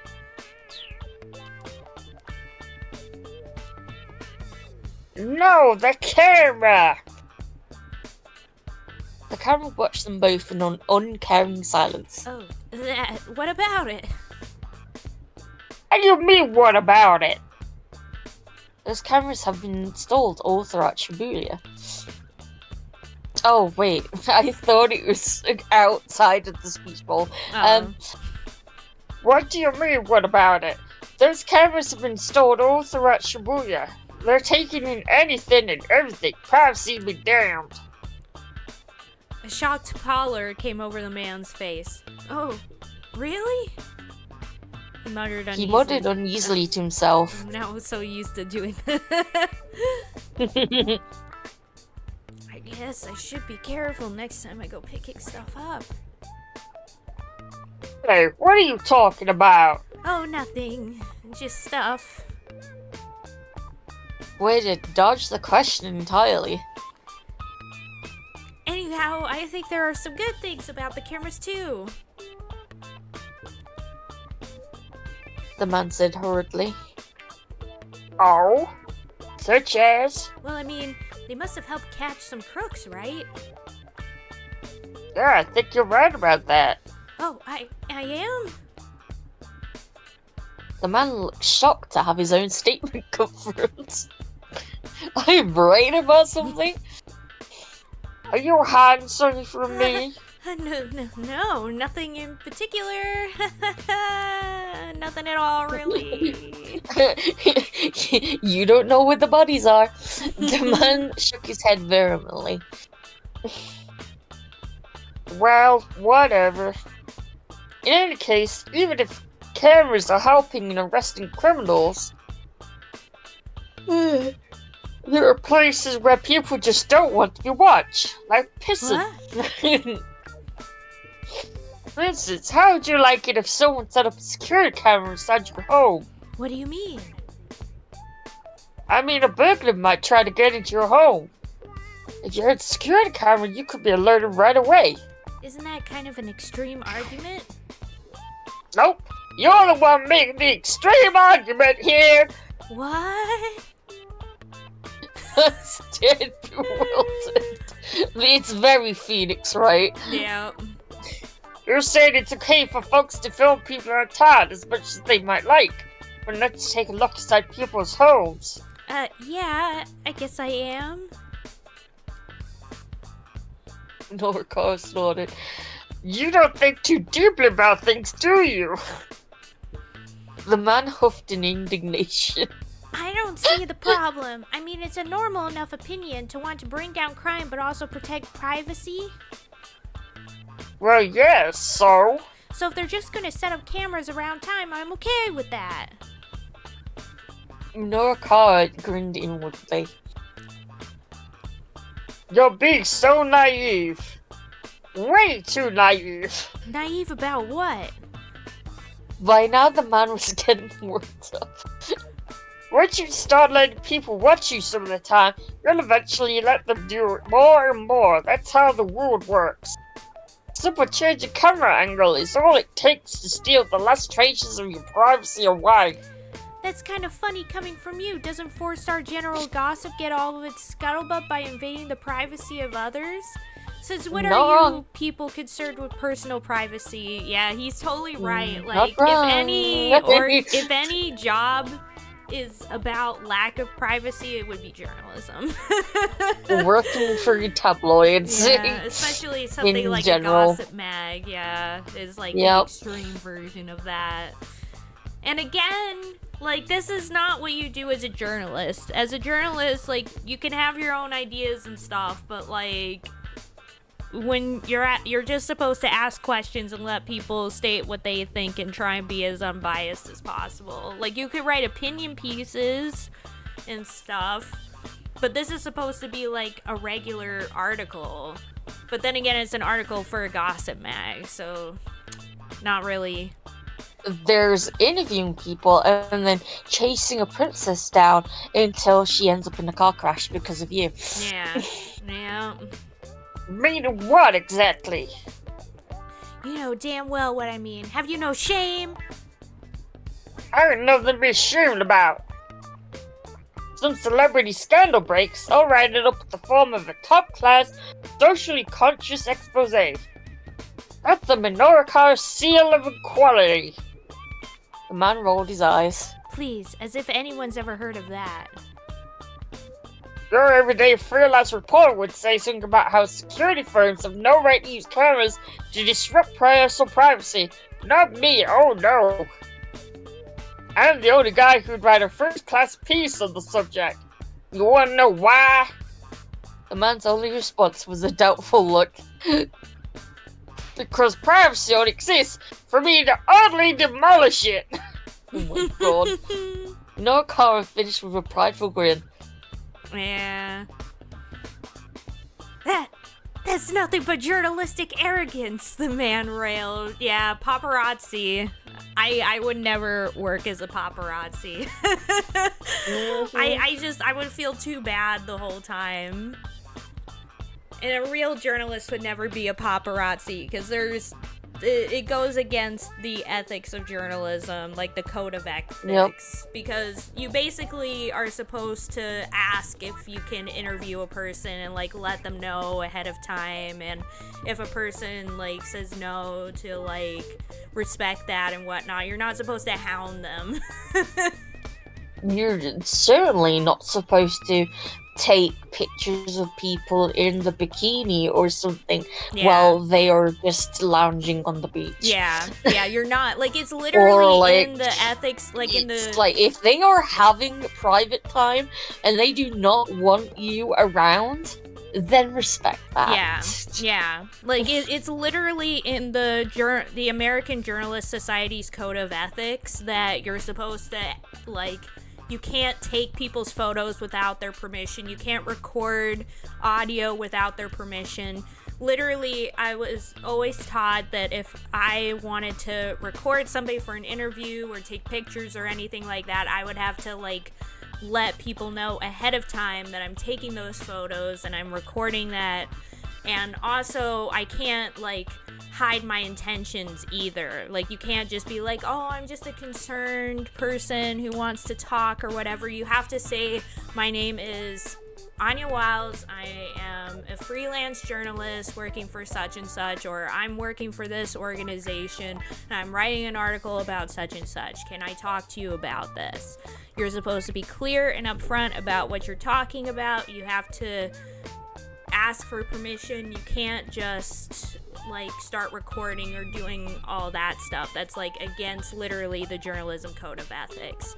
And that's why it makes me so mad that all the versions of reporters that are ever shown in any piece of media go against literally everything that is taught in journalism school. Like, it's literally the opposite of what journalists are supposed to be like. Yeah. Anyways. Yeah, I'd rather have surveillance cameras any day if the alternative is some weird gossip piece. This time, Minoru Kara didn't have a handy retort. An awkward silence descended over the pair. Right, I see. Minoru Kara muttered to himself as he busily scribbled in his notepad. The man was visibly taken aback. Thank you for your cooperation, Minoru Kara said at last. Give me some good stuff. He held a hand to forestall an angry retort. I realize I probably got you a bit riled up. You'll have to forgive me. What? The man peered up at Minoru Kara in disbelief. This is just my interview style. Sorry, I know it's a little orthodox, you don't say. Buddy, you're a weirdo, you know that?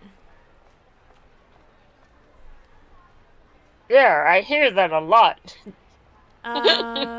So can I go now? Sure, I'll quote you as passerby A in my article.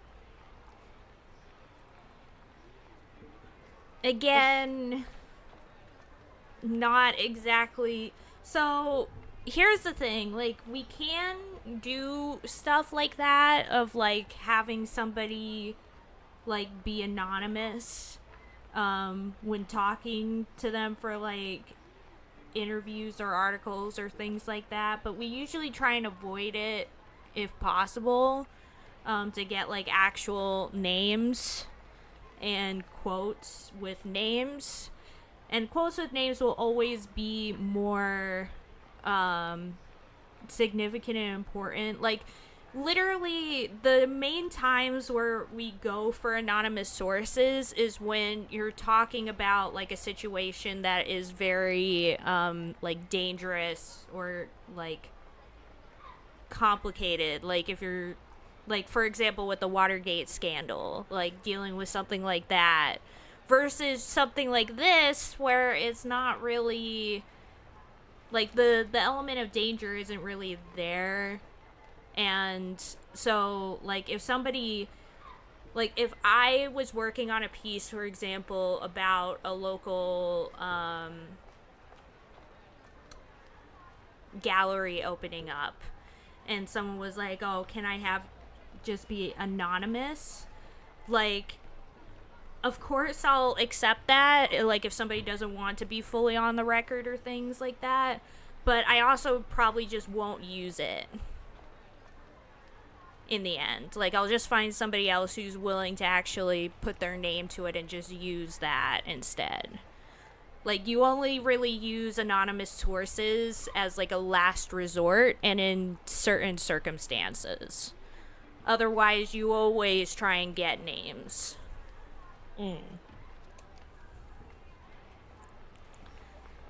Sure, whatever. He quickly sped off on his bicycle. Minorikawa now had some material for a surveillance camera piece. He wanted to organize what he managed to put together so far. He decided to head toward his next interview location, keeping an eye out for a cafe where he could stop to work on his copy.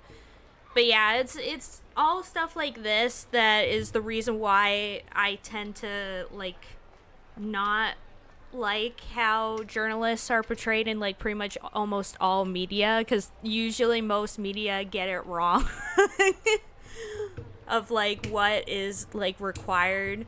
I mean, I guess what also doesn't help is a lot of times the journalists in question are journalists for things like gossip mags, which I guess don't have to follow the same, like, codes and rules that a regular journalist has to follow.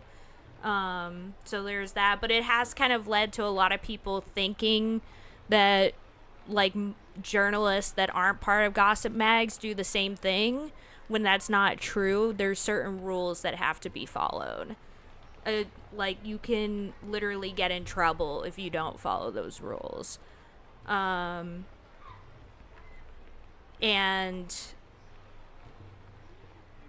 So that, like, literally one of the reasons why All the President's Men is one of my favorite movies is because it's one of the only films that actually portrays, like, journalism the way it actually is done. And a big part of that is because it's based off an actual thing that happened and based off a book from actual journalists talking about their experience doing it. And so, like, it's one of the few films I've seen that actually, like, portrays it correctly. And the only other ones I can also think of, like Shattered Glass and whatnot, again, are films about real life experiences. I can't really think of any, like, fictional journalist in any sort of show or whatever that actually, like, does it correctly, except maybe, like, I guess, like, some comic book shows, since, like, they'll have, like, characters like Lois Lane and whatnot, and, like, the little bit that we see of what they do seems pretty on point. Though I think with comic books, a lot of people who work in comics have worked in journalism, and so that kind of makes sense of why, like, people in comics would have a better, like, understanding and, like, appreciation of journalists than other fields. Yeah, sorry. Sorry. Oh, is it good to get some hidden knowledge? Use the map included in the project proposal to guide him. It was hard to read the words and make out the details, but it looked like the Nokani building, where the Burning Hammer demo was being held, was just down Center Guy. That is true, Rolf. That is true. Like, I've seen a lot of, like, videos from, like, medical YouTubers, for instance, where they watch, like, how, like, medical stuff is portrayed in media and how, like, 99% of it all is not legit at all. Or, like, there's, like, a lawyer guy that I watch a lot who will, like, react to how, like, lawyers and whatnot are done in media, and most of the time that's wrong too. And then I've also seen somebody, like, react to, like, therapists in media and how that's usually done wrong too. So I guess it's just the the story of everybody is, like, you see all this stuff in media and then you get into that field and you're like, dang, they're wrong. Yeah, aren't knowledgeable in various professions and care more about telling a compelling story than accuracy. True. True. Very true. Very, very true. I guess where my problem lies is that even though, like, for example, lawyers or doctors or therapists or whatnot, like, a lot of times are portrayed not accurately in stories, at least they're portrayed, like, positively. Whereas journalists are pretty much almost universally shown as, like, evil characters in media. Like, almost every single story, if there's a journalist in it, that journalist is, like, not good.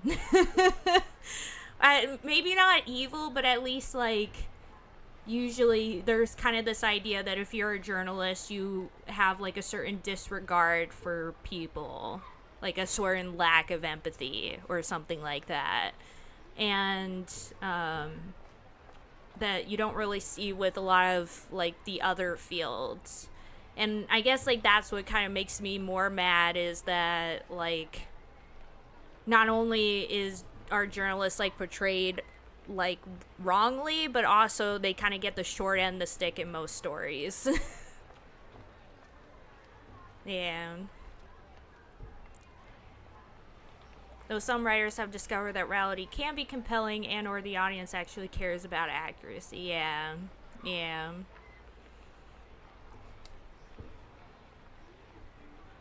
No indication of which floor the event would be held on, however. This made him a little anxious, but he'd probably be able to find someone to point him in the right direction once he got to the building. Dang, this area is crowded. Mm-hmm. Look at this Oh, well, space. it's Shibuya. Yeah. No, but I mean, like, in terms of, like, the space, like, all the different, like, shops and stuff. Yeah. Like, this area is particularly stuffed with things. Lucky duck. I think that says Ducky Duck. Oh, Ducky Duck. And someplace just game, which is probably an arcade. And Miami Garden. And Loteria. According to the sign, is Italian. Yeah, I was thinking the same thing. I'm like, okay. Very interesting combo there.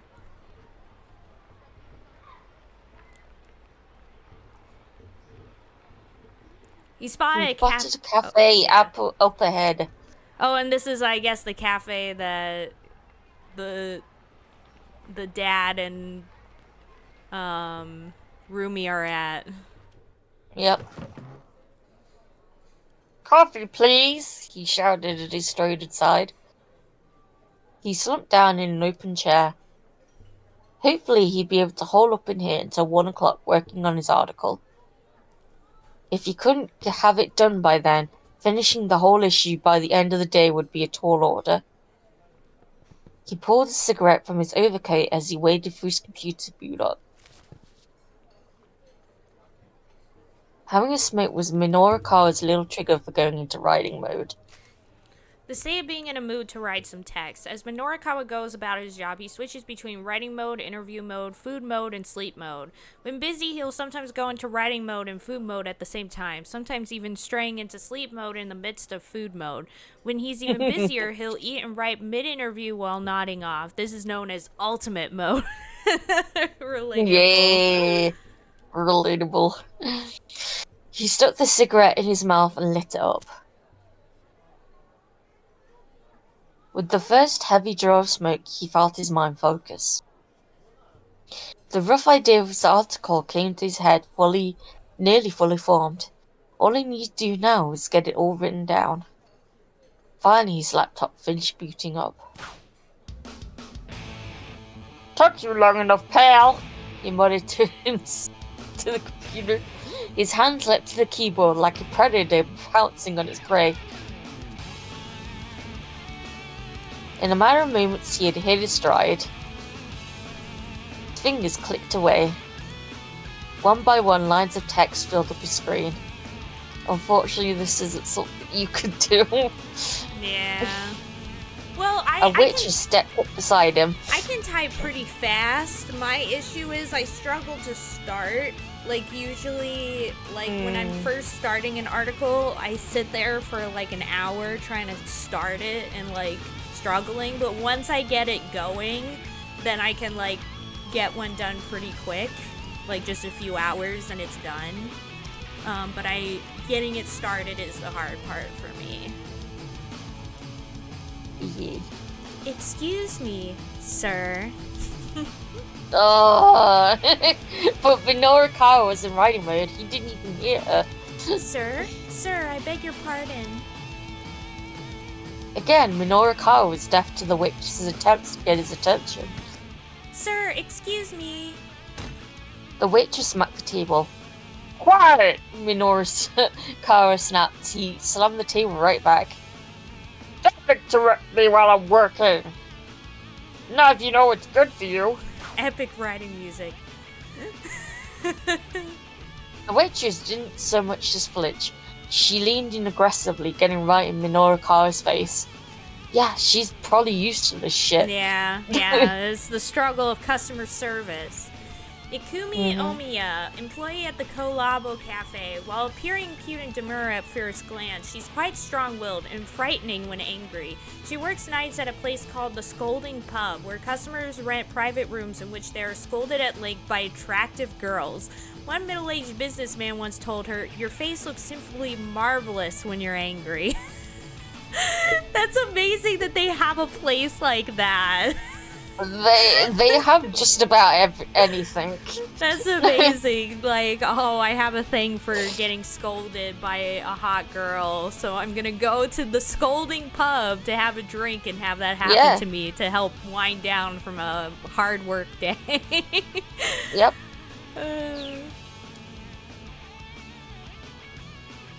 Sir, I hate to bother you, but I have to ask you to please refrain from smoking.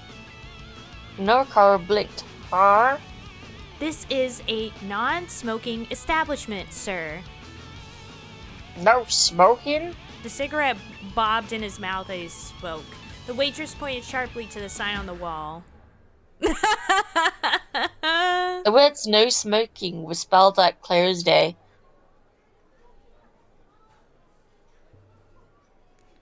We ask that patrons please not smoke so that other customers can fully enjoy the aroma of their coffee.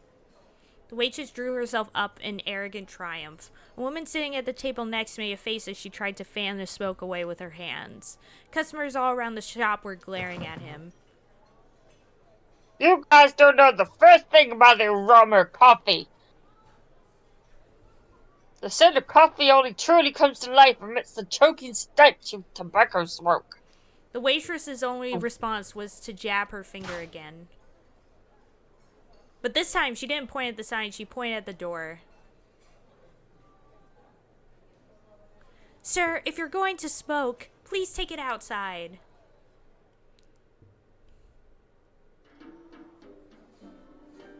Sometime later, sitting inside the Cafe La Trek, Minorikawa lit up his third cigarette. At last, a safe refuge. It had taken him quite some time to find a place that allowed smoking after he got kicked out of the first cafe. In recent years... Oh, wait. I started saying your lines again. Sorry, Lulu. In recent years, many cafes and restaurants have phased out the concept of the smoking section in favor of prohibiting smoking across the board. This makes a place like Lautrec especially important to smokers. There are large air vents in the ceiling to help keep the interior more agreeable for those who do not smoke. Now he was in a rush to make up for lost time. Fingers flew over the keyboard at lightning speed.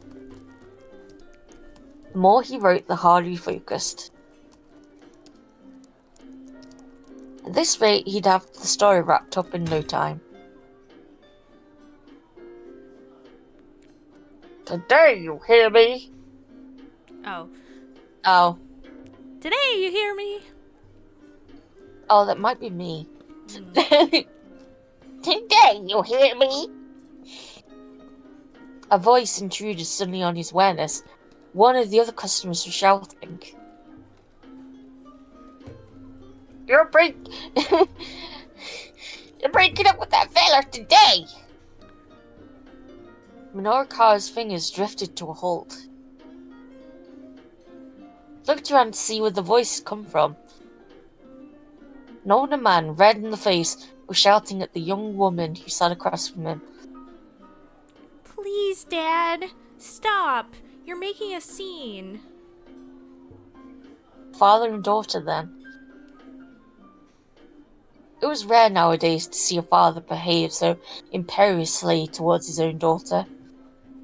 Just how sheltered had he been trying to keep her? Minorikawa couldn't see her face from where he was sitting. His interest was piqued. No, we gotta finish the article. No, he reminded himself that he needed to finish his article. Besides, if this young lady looked anything like her father, he'd just as soon pass. Wow.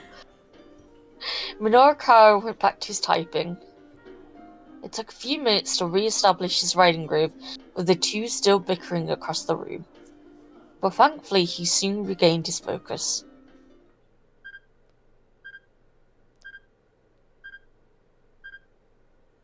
What's that? His hands went still as a strange noise intruded on his reverie. Whatever it was close by. What in the world is that sound?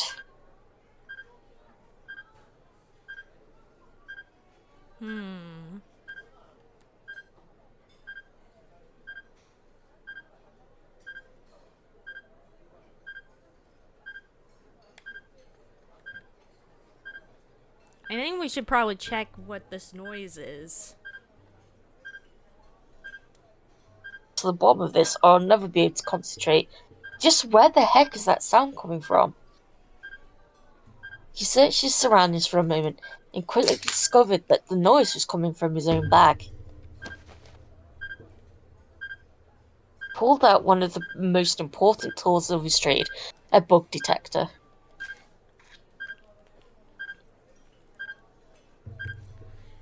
An instrument for finding listening devices. Since wireless listening devices emit radio signals, bug detectors are designed to use wide area receivers to reveal their presence. Using a detector to find something in this fashion is known as fox hunting. It was on, and he had picked up a signal. To report it, information was life. Information is life, bruh. That made owning a bug detector a sensible precaution in his line of work. With the device in hand, Minoru Kara casually scanned the area. Eventually, he zeroed in on the signal. He stood up. Everyone, your attention, please! Someone set up a listening device in here. Someone set us up the bomb. Several cafe patrons turned their heads in disbelief. A woman wreathed in pungent perfume flashed him a disagreeable look. Oh, come on. This would be the guy's wife. Yeah. Oh, come on. That's ridiculous. There's something fishy going on. The only thing fishy right now is you. The woman declared disdainfully.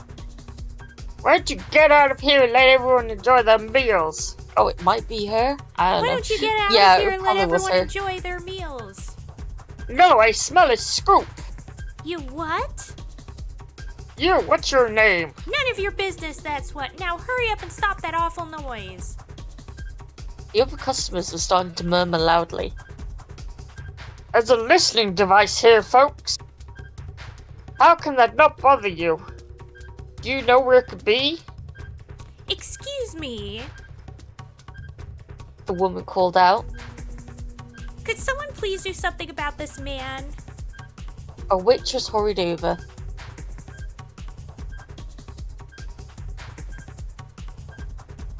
Sir, please, you're bothering our other customers. There's a listening device in here. That's what people should be bothered by right now. The waitress took a reflective step backward at the words listening device. You're the one who... Oh, wait. You're the one who's intruding on everyone. Honestly, could you please stop that racket? Not me making the racket. It's the bug tracker. Just who the hell do you think you are? Police! Someone call the police! Ma'am, please calm down. There are other customers here and... Oh, calm down once you get this disrespectful bore out of here! All I'm doing is sharing the truth. You can't kick me up for that! The waitress wavered, clearly intimidated by both of them. You've sure got a lot of nerve! Go play detective someplace else! I'm not a detective, I'm a reporter! Really now? By far my least favorite profession! And why is that? Did somebody write a story about you, lady? Got skeletons in your closet? You shut your mouth, how dare you! Yeah, I smell a scoop here, alright? And the smell is coming from you! Oh, stop it with your scoop nonsense already! There's no use trying to hide things from me! You have no idea what you're talking about! Oh, yes I do, lady! Go to hell! After you! Blah, blah, blah, blah, blah! Blah, blah, blah, blah, blah! Blah, blah, blah, blah, blah, blah, blah! Blah, blah, blah, blah, blah, blah, blah, blah! As they shouted over each other, the words blurred together until they were barely words anymore. The onlookers could hear only indistinct, meaningless raving. And still the yelling went on and on and on.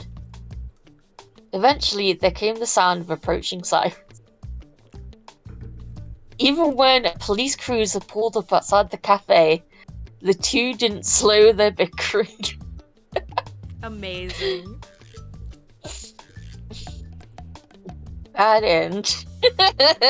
You should have ignored it. Yeah. Norikawa lost his cool and got drawn into an argument with a stranger, giving no thought to the consequences. By the time he came to his senses in a jail cell, it was too late to save four-star general gossip. Maybe worrying about weird noises can wait. Right now, finishing up that article sounds like a better idea.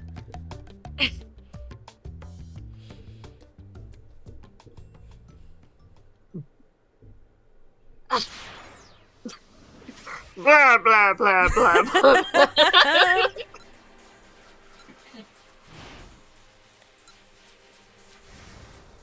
Amazing.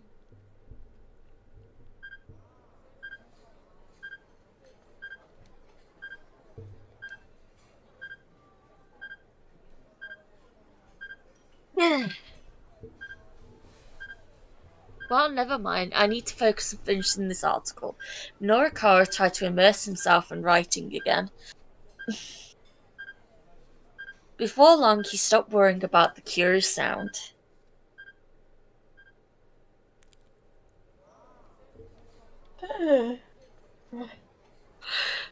Time passed. Eventually, the pace of his writing slowed down a bit, and Norikawa glanced at his watch. It was later than he thought. Pretty soon, he's going to have to head over to get an interview from the diet drunk people. He reached for his bag for the project proposal to double-check the demo location. Huh? The proposal, it's gone. Crap, where the heck did it go? He checked all around the table, but he didn't see it anywhere. Maybe he'd left it at the other cafe, the non-smoking place? Well, he didn't have time to go back for it now.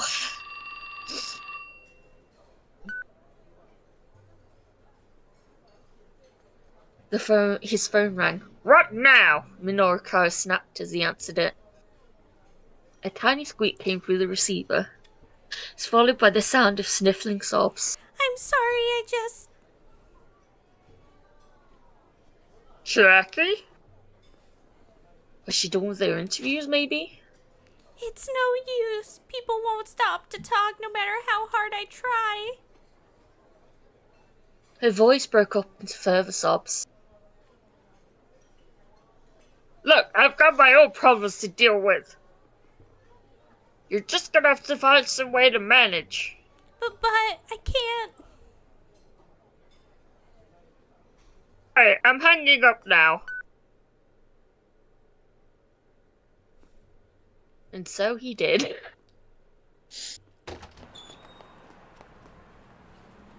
He had to hurry. Had to get to the demo venue. But he'd lost the map and forgotten the location. Think, man, he told himself. Where would they hold an event like this? Probably someplace big, right? There ought to be a guide or someone out front too. With these assumptions in mind, Minoru broke into a run, searching ahead as he went. He stopped when he caught sight of a particular multi-tenant office building.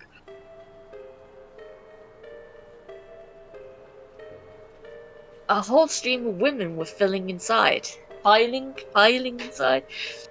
All of them looked a little heavy too. Hey dirt, god damn it. This had to be the health food company's sales demo. He hurried into the building. The women were queued up down the hallway. This was definitely the place then. More confident by the moment, Minoru made his way up the stairs. Finally, he reached the front of the line. There was a notice posted outside the doorway ahead. Minoru read it out loud. Auditions for the starring role in Sun TV's Sumo Queen 2. A suspense drama about a string of murders that crop up while a group of female sumo wrestlers tour the country. The Magishira Komutsubi, Sekiwake, and Ozeki. The 5th through 2nd place wrestlers from both East and West are all killed in sequence, leaving only the 2 top ranked Yokozuna, with the real killer still unknown. Things come to a heated climax in the ring during the final match, when the loser tearfully confesses to her crimes. It concludes with the victorious wrestler, who's also been playing the part of detective, sorrowfully looking the culprit in the eye and stating, "It's off to the big house with you."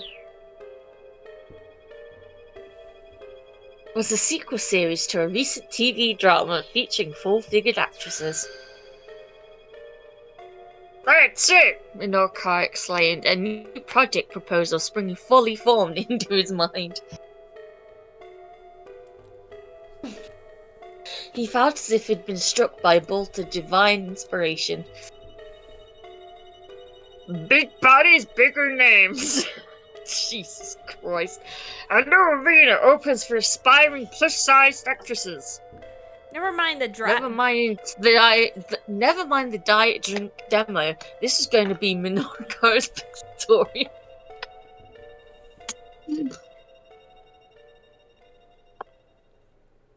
Minoru managed to meet the deadline. The show, however, wound up being a massive flop. Sales of that issue of 4-star General Gossip were likewise lackluster, with an unprecedented number of copies going unsold. Oof. Yeah, I knew this was probably gonna happen, because I was like, oh, we probably need to go to Tama's to fix this. Yep. No! Mr. Toyama's debts continued to spiral out of control, and before long, Heaven Publishing was no more.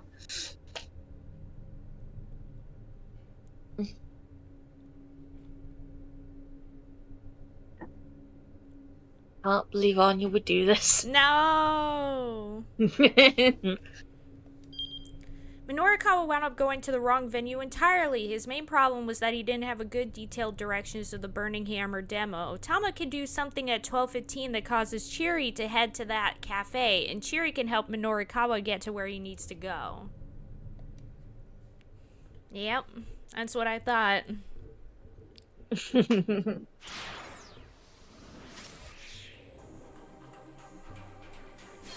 Okay, now let's go to Osawa. Because I'm just going in a circle for now.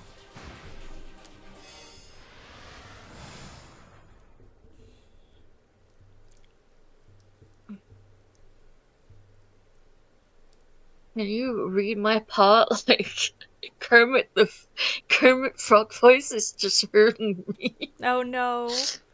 The rain won't let Can up. you read the narration? Yeah. No matter how much time passes, it just won't stop. Ever since that day, the sound of raindrops has been burned into my mind. Such an awful, heart-rending sound, driving me to strip my life down to shadows, and yet, no matter what else I abandon, Rip my life into pieces. nothing will make the sound of the rain stop. This is my plastic fork.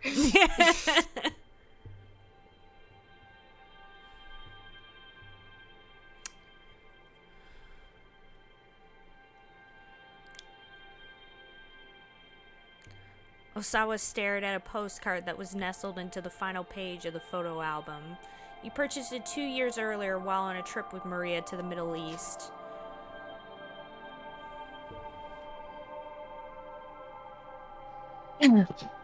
Originally used to indicate Iran, Afghanistan, and the region surrounding them, in modern times the term refers to part of southwestern Asia,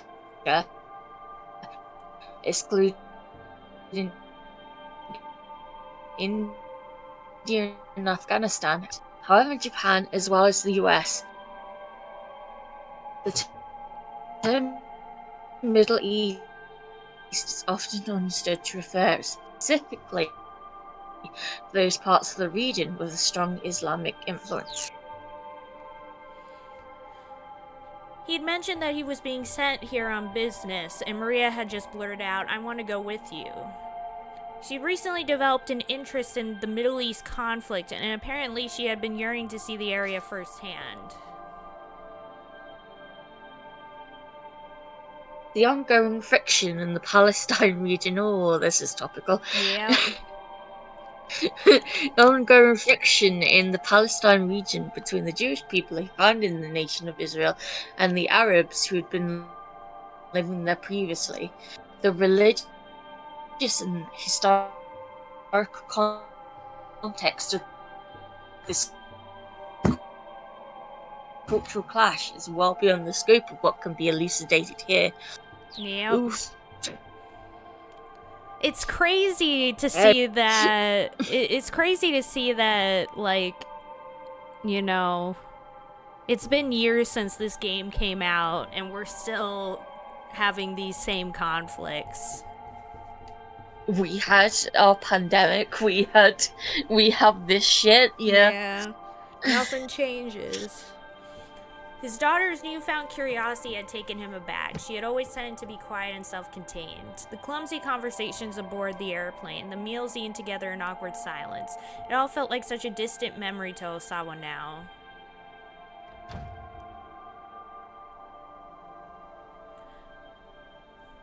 Ma'am, I'm afraid I can't let you do that. Wait, no. Ma'am, I'm afraid I can't let you do that. He heard Kajiwara's voice outside the door. Why ever not? I'm just going out for a bit. The detective was arguing with I. Great. And just who was it who told me I should try to go about my life as normal? Osawa's wife sneered. Ma'am, please, How would you feel about being told to just sit around and wait? Ai's angry shriek jerked Osawa to his feet. He hurried from the study to try and calm her down. Ma'am, please wait. But by the time Osawa had made his way downstairs, his wife had already stormed outside, despite Kajiwara's attempts to stop her. Osawa doubted anything he could have said would have stopped Ai from leaving. Trying to physically keep her from going out would only have made for an even worse uproar. He was glad that at least it hadn't come to that. He was turning to head back to the study when Kajiwara caught his eye. Resigned, he headed down the stairs and bowed to the detective.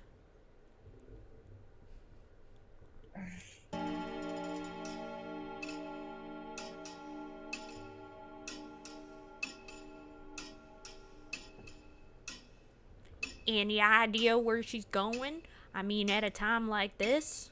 Sawa shook his head. I wouldn't know. I didn't think so. You know, your wife really is something else. Sawa arched an eyebrow. It's one way to describe her. A rather rude way, as a matter of fact. Oh, no offense intended. It's just that ever since this case started, you've both been holed up in your own respective rooms. The more Kajiwara spoke, the more irritated Osawa became. What's your point? I just mean, you haven't been having any, marital discourse. Bro, according to one survey, in roughly 6% of households, discourse between spouses is largely non-existent. Various reasons for this were offered by couples in question. Many claimed they were too tired to have the energy to talk, or stated, we wind up fighting when we talk, or we have nothing to talk about.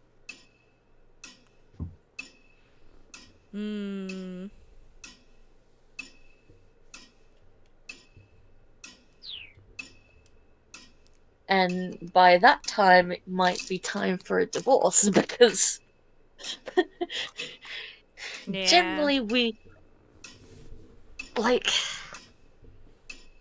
you're supposed to my mind, it's like, if you're getting married, you're getting married to your best friend. Yeah. Basically. Yeah. Yep. I agree. At least that's what I would do. Yep. Mind your own business. Kajiwara dipped his head differentially. The two of us not talking isn't a new thing anyhow. I have a policy of not having meaningless conversations.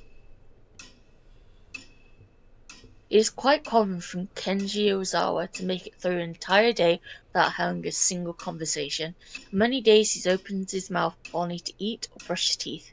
His current record is a streak of 14 consecutive days during which he didn't talk to anyone. Oh, that sounds nice. I could never do that. I tried in the past when So, I was younger. Like, we would have, like, I remember to, like, during, like, middle school and high school, there would be times where, in support of some cause, like, we would be silent for a whole day. Like, we would try not to talk, and I would always end up failing at some point. I just can't have my mouth.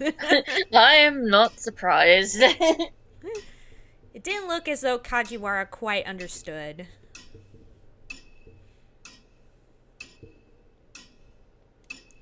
Microorganisms such as viruses don't have conversations, and yet they continually propagate in order to survive. Sounds like my man needs therapy. Yes. Thinking about viruses, Osawa was back in familiar territory. He felt a surge of confidence. Once you have a clear purpose, conversation is unnecessary. And do you have a clear purpose for the relationship with your wife, Mr. Osawa? Of course I do, to be a family. Arms crossed, Kajiwara struck a thoughtful pose. At least I've learned one useful thing today, Mr. Osawa, namely that you don't like to have pointless conversations. It's a good thing to know, like this one. Kajiwara. Well, he learned something useful, so it wasn't a pointless conversation. Kajiwara uncrossed his arms for a moment, then crossed them right back again, furrowing his brow. I mean, I will say, I do understand, like, hating the idea of having pointless conversations, because I do kind of hate, like, small talk. So, and that's kind of like pointless chatter. It's like, if we don't have anything like interesting to talk about, why do we need to talk at all? Yeah, exactly. But see, that's funny. You seem to have a tendency to have pointless conversations with me, and Because you keep coming to talk to me. You don't leave me much of a choice.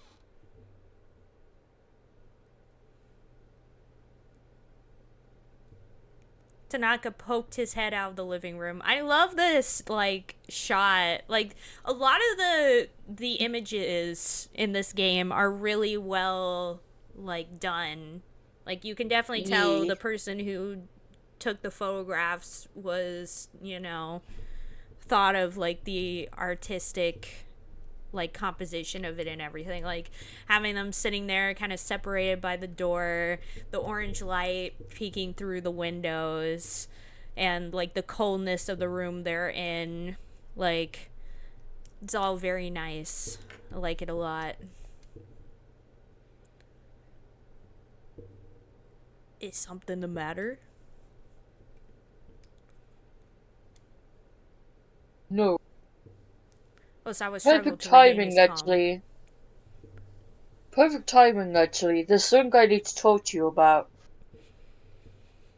He turned back to Kajiwara. My apologies, Detective, but would you mind giving us some privacy?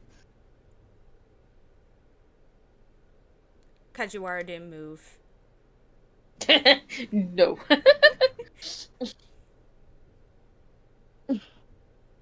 Detective? Osawa gave the policeman a hard look and saw him crack a smile. Yes, what is it? Kajiwara said at last. Don't you play dumb with me. Give us some privacy. Is this a discussion I shouldn't overhear? Actually, yes, it's work-related. There are business matters I'd prefer to keep confidential. Ah, I see. Reluctantly getting to his feet, Kajiwara slipped away into the living room.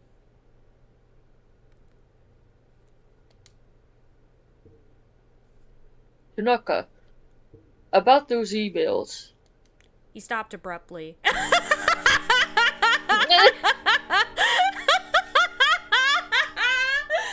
Oh my gosh. I love him so much. Kajiwara, I love him. He's such a freak. Yep. I love He him. is. He just like poking through the door like that, just staring out. Oh my gosh, it's so good. Kajiwara had reappeared in the living room door, staring right at them.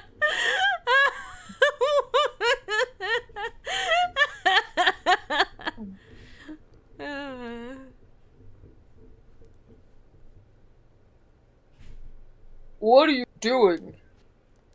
Oh, should I not be watching?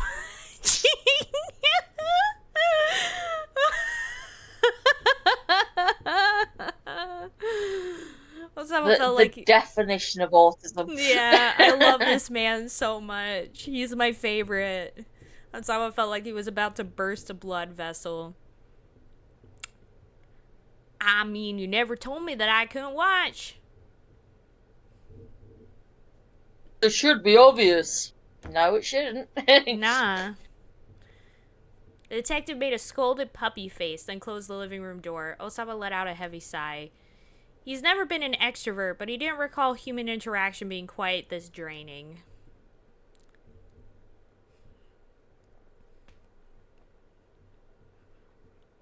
Anyways, sir, you were saying...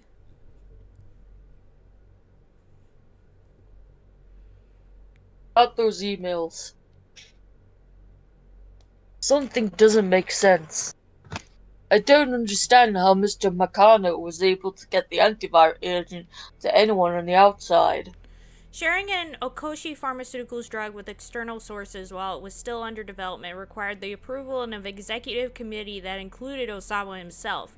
There should have been no way the antiviral could be sent out without his knowledge. Tanaka hesitated a few moments before responding. Are you aware of the strife between the company president and the chairman? Osawa shook his head. He was a researcher through and through. Factional rivalries held no interest for him whatsoever.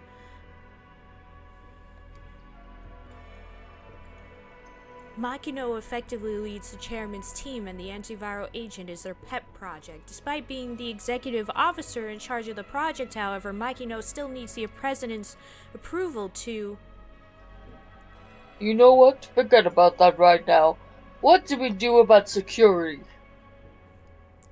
In theory, it was physically impossible to get the antiviral out of the lab without detection. Entry to the biohazard laboratory where it was kept required fingerprint authentication from both Osawa and Tanaka.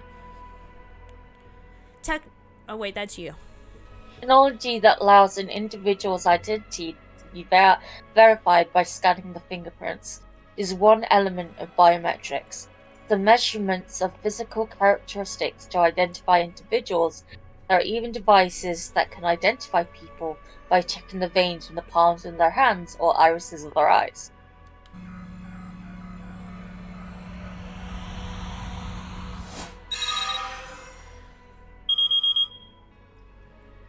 Cool.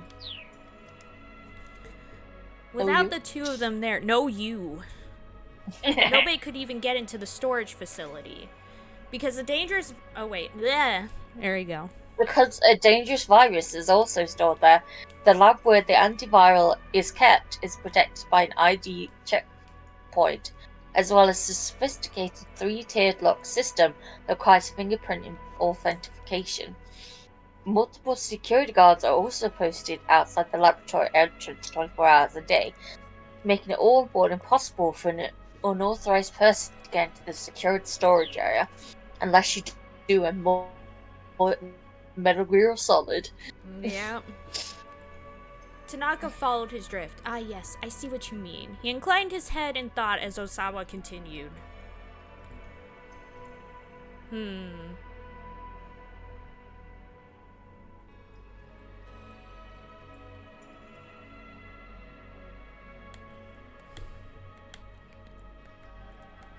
A or B?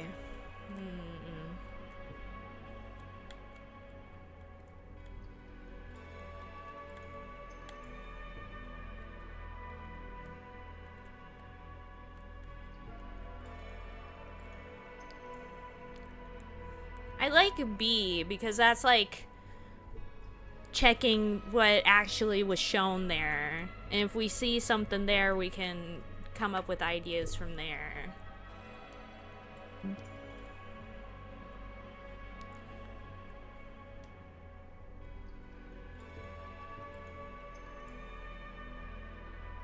Let's check the entry logs for storage section. Hi Mew, welcome to the stream. I love you so Hi, much. Mew. Oh wait, let me do the shout out.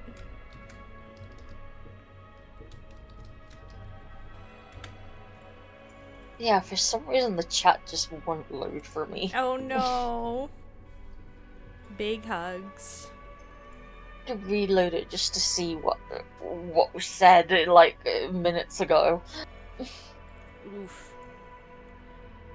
Anyone who wanted to get inside had to present their ID card to security guard on duty. It should be possible to check the computer logs to see if there had been any suspicious activity in the system. Tanaka shook his head.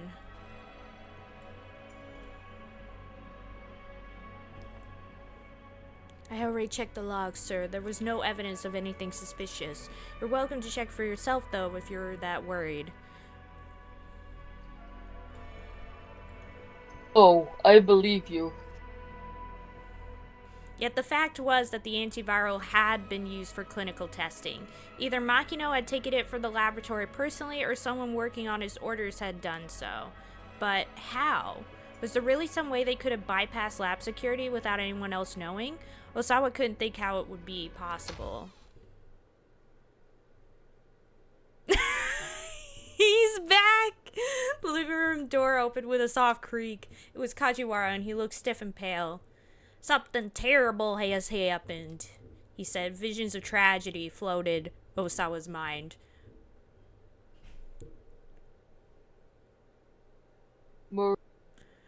Maria. Shadow! Is she? Kajiwara shook his head. No, it's not that. What is it then? Sir, I need you to stay calm. I ate the last banana. You see, the toilet's clogged.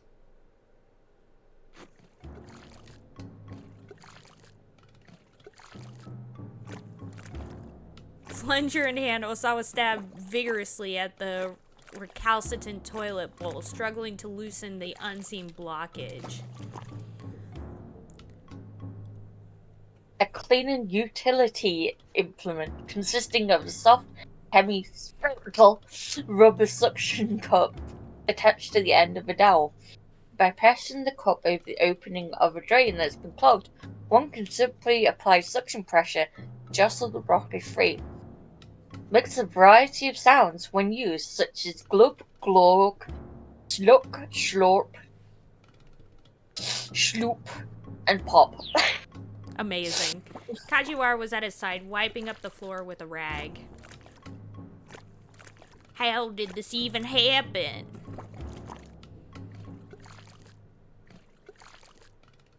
Kidding? I was hoping you could tell me that. The plunger sucked and slurped at the porcelain basin. This was a first for Osawa. He never tried to unclog a toilet before in his life. Think of it as a blessing in disguise, Mr. Osawa. What the hell are you talking about? What about constitutes a blessing? I just meant that at least this happened before you need to, do your business. Without the slightest hint of guile on his face, Kajiwara picked up his bucket and headed for the sink back in the washing area. Grumbling to himself, Osawa pumped the plunger over and over again. This was almost funny. Almost ridiculous, in fact. His daughter had been kidnapped, and he was stuck unclogging a toilet. He was quite possibly caught up in a major corporate conspiracy, and here he was, unclogging a toilet. Tanaka poked his head into the bathroom. Did you fix it yet? If you need to urinate, then use the restroom on the second floor. That's alright, here's fine. What? That shot has always killed me. Like, oh my. Oh my. Tanaka stepped in beside him and abruptly shut the bathroom door. Now the two men were cramped together in the narrow laboratory. Hey, what the hell are you doing? Tanaka made eye contact with Osawa via the mirror. He spoke in a hushed voice. I've been waiting for a moment I could get you alone. What? Tanaka sidled around to face him, giving him an intense stare. Sir, could you please be quiet for a moment? Tanaka had tears in the corners of his eyes. This'll only take a moment. Osawa could feel the warm breath of his deputy whispering against his cheek. Tanaka reached for something inside his coat.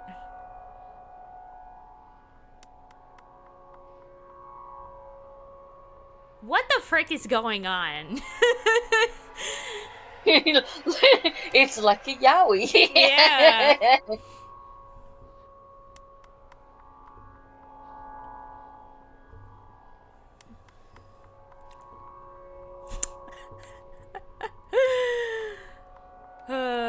What are we? Is he gonna kill us? What's going on? Or is it just like it seems that way, but Tanaka actually is not? I don't know. I don't know. I don't know. I don't know what's going on. I'm scared. I'm just gonna Pick one. I'm gonna pick this one. I want to see what happens.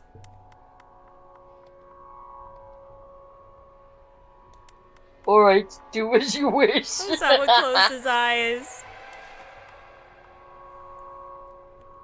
Are you sure you're ready for this?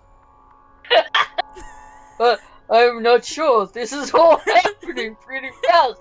To be honest, I'm rather nervous. I understand, sir. I mean, now that I think of it, we do spend day in and day out in the lab together. Yes! I suppose this is bound to happen sooner or later. Oh, snap. The real OTP Oh, right here. Bye. Sir, could you please open your eyes? I'd like you to look at this. You'll My have to forgive me. dick. Yup, my ductum. This is all a bit sudden. Please, sir, take a look. No, I can't. It's just the two of us. It's probably going to shock you, I know, but please just look. I know that this is going to be revealed that it's not what we're thinking, but they know. They know. Yeah, they're doing it. Yeah, the whole point of the joke is that they know what this sounds like. Is it really that shocking? I have a pretty big one. Oh yes, very. Now please open your eyes. Okay. No, I can't. Sir, trust me, this isn't easy for me either. Alright.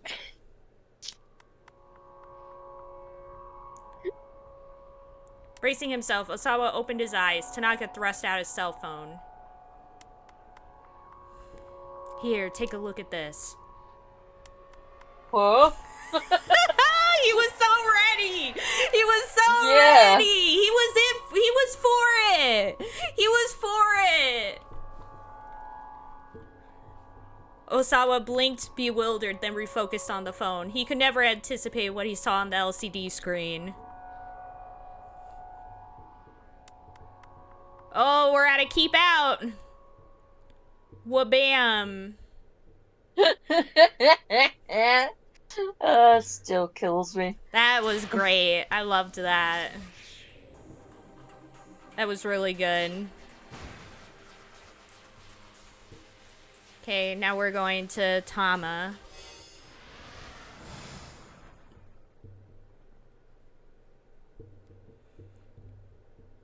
In 1 hour, the Burning Hammer sales demo will begin.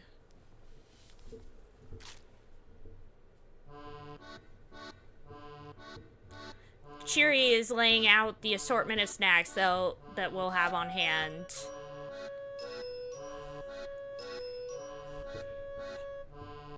Hey, Tama, you hungry? Why, yes, I am.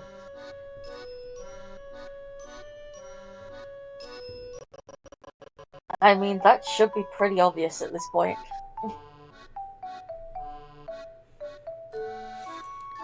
All I've had since putting on this stupid mascot costume is some burning hammer and a bunch of iced tea. Hey now, what's with the attitude? Cheery, you do remember that you ate my lunch, right? The sticker said it was best before noon. You just made that up. Yeah. Cheery chortled merrily and chugged some more iced tea.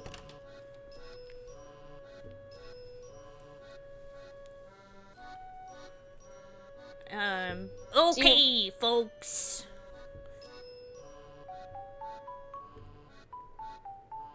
Mr. Yanagashita calls out as he slips into the room. Lunch break's over. Back to work. I don't feel like I've had much of a break.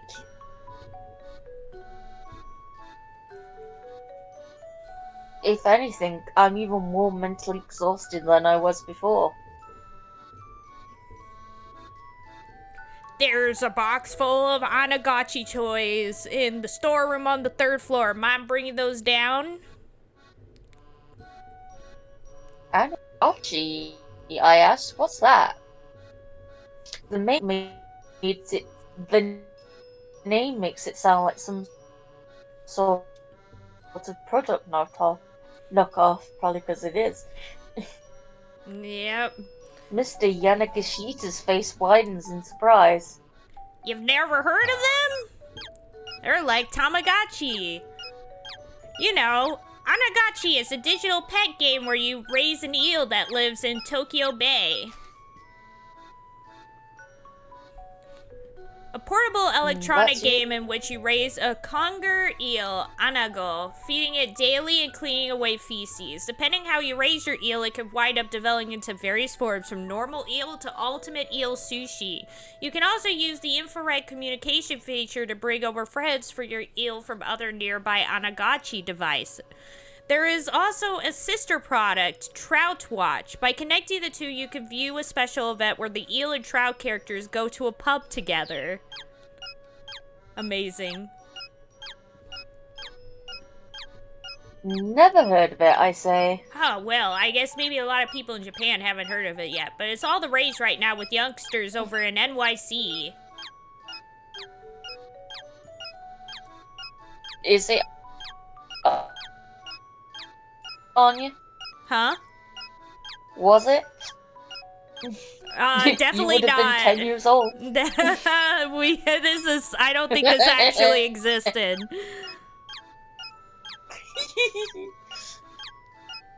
What about Tamagotchi? Oh yeah, Tamagotchi was all the rage, but I think it was that way everywhere. Yes, it was. NYC? Oh, he must be in New York City. Popular in New York? Really? Anyway, I did some quick checking and that's what I learned. So last month, I bought a whole bunch of them.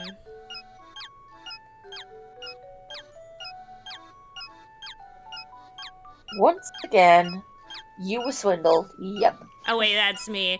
And once again, you were swindled. Yep. Ouch! Cheery, dropping the hard truth. Mr. Yanagashita lets out a pathetic whimper. No. Just like that, his confidence evaporates. He starts muttering to himself. I thought it sounded a little fishy, taking my lines really. again. Oh wait, yeah, sorry. I mean, think about it. Why would kids in New York be interested in raising eels from Tokyo Bay? What appeal would an eel character even have anyway? None, that's what. I should have known that. I did know it.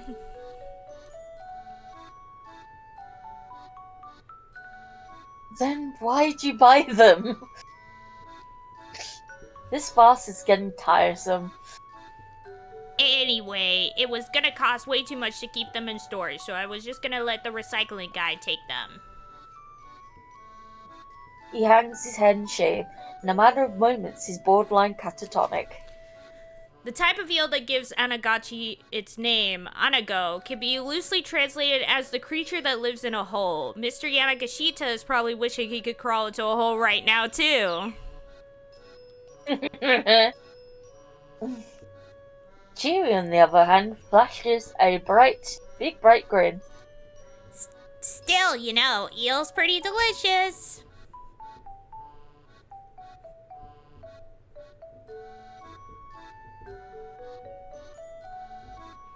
Oh, Cheery! Thank you! Hand in gratitude. I wasn't exactly complimenting you there, boss. It's the same thing. There's a little bit of me in each of my products. Anagachi and I are one and the same. A brief Anagachi gameplay clip. The trick is to feed your eel proper food and give it proper exercise. Another important strategy tip is to make sure to obtain the sharp chef's knife when you visit Kapabachi Kitchen Town partway through the game.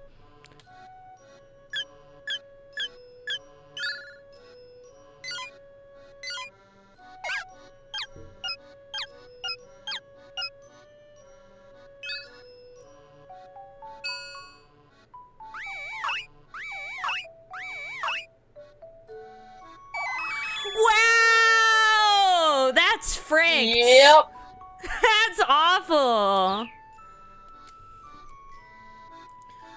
Which is to say... You definitely couldn't do that in Tamagotchi. Yeah, except for the horror ones that have come out in recent years.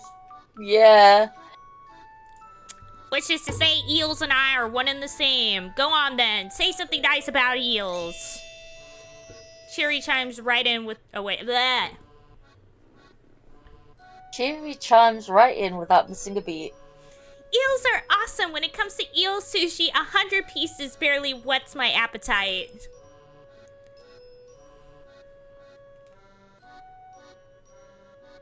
You know, these two make quite a pair. That really means a lot to me, Cheery. Thank you, thank you.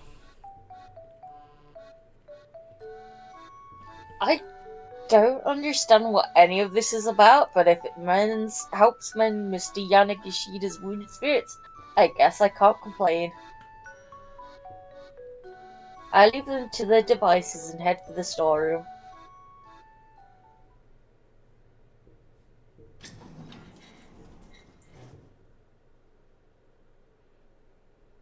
Storeroom door opens with rough grating sound. Okay, now where's the light switch? I fumble around the dark, feeling for the switch box.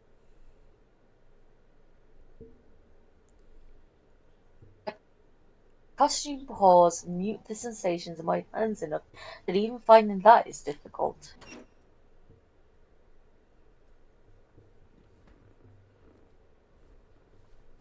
I bang out the wall willy-nilly until eventually the lights come on. And I found the switch, even if I didn't feel it.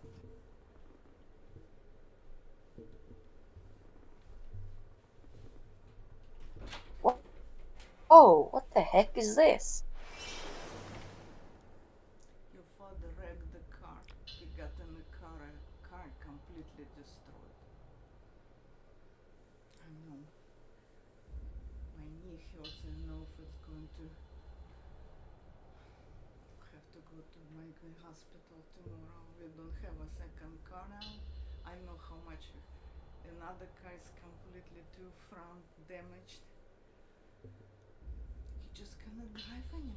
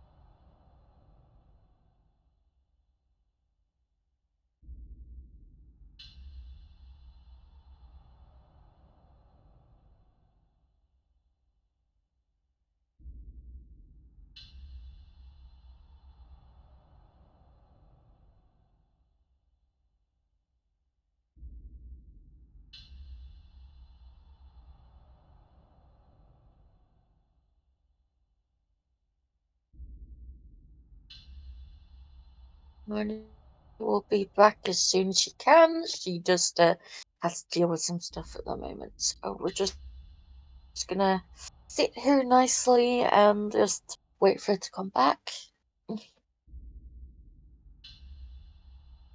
Anyone in the chat you want to say hi or ask me something, you could go right ahead.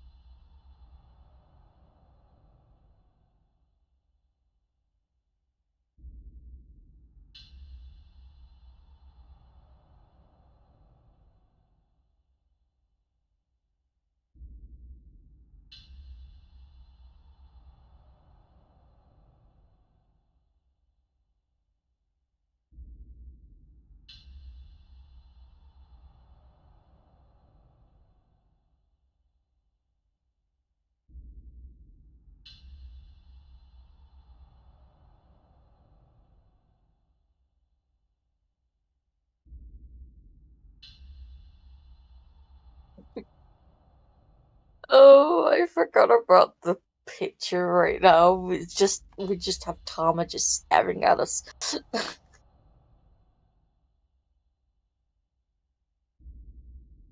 Tamago. Tamago.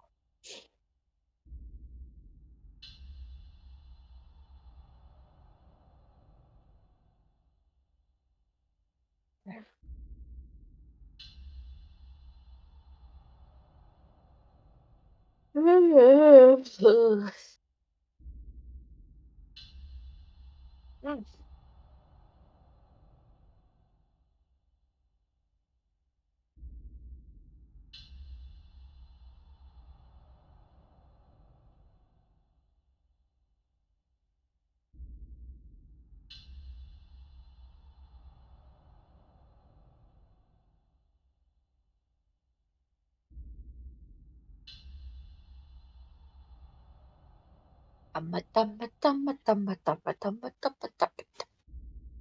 Tup, tup, tup.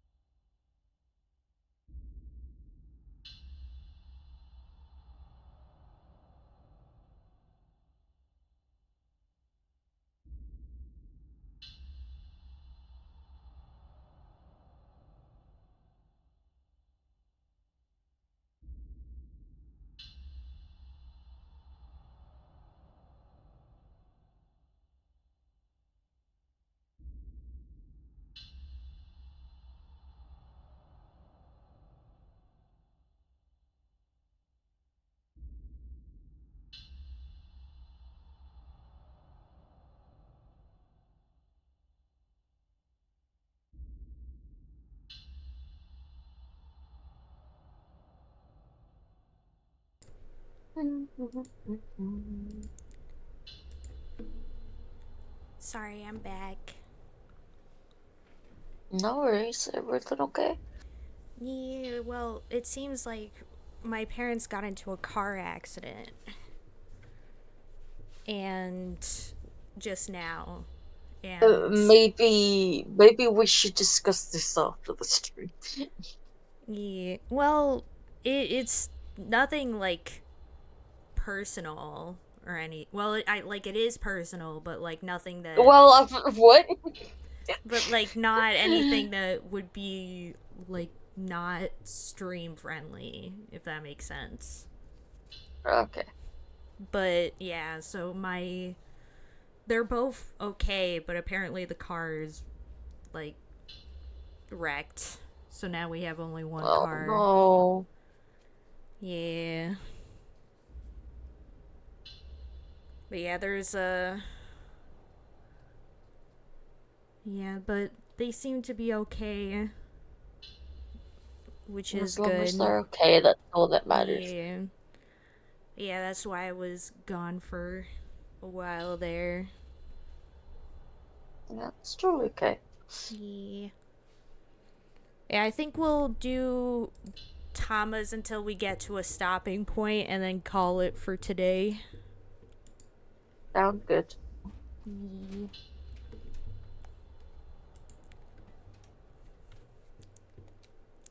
Yeah, sorry about that. Don't you be sorry. A painting that looks like a child's scribblings. An oddly shaped hat bearing the words "Grow 2 inches, guaranteed." A cheap-looking pendant with a tag that says it's set with a miracle stone. These stones are nothing more than simple glass beads that were purchased at 5,000 yen a piece. The seller claimed normally these sell for 10,000 a pop, but if you buy 100 of them, I'll give you half off. At which the buyer declared it really is a miracle before joyfully agreeing to the purchase. The fact that someone like Yanagishita actually exists to buy these things up is also kind of a miracle.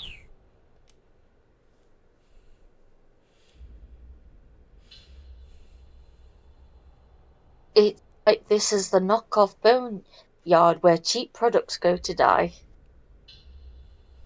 They break away from the pathetic herd, knowing their time has come, and end up in this graveyard of a storeroom.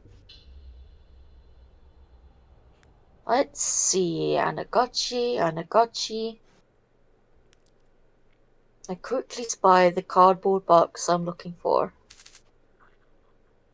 Then I catch sight of a dark silhouette out of the corner of my eye. Eek! I yelp. Ugh.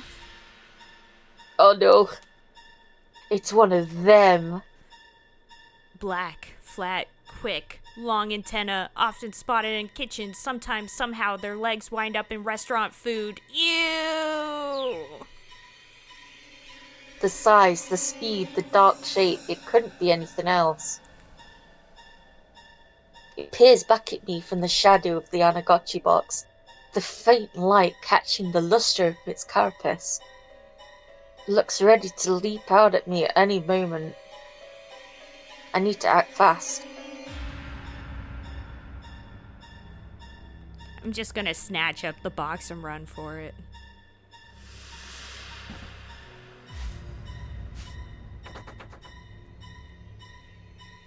I snatch up the cardboard box and make a room for it.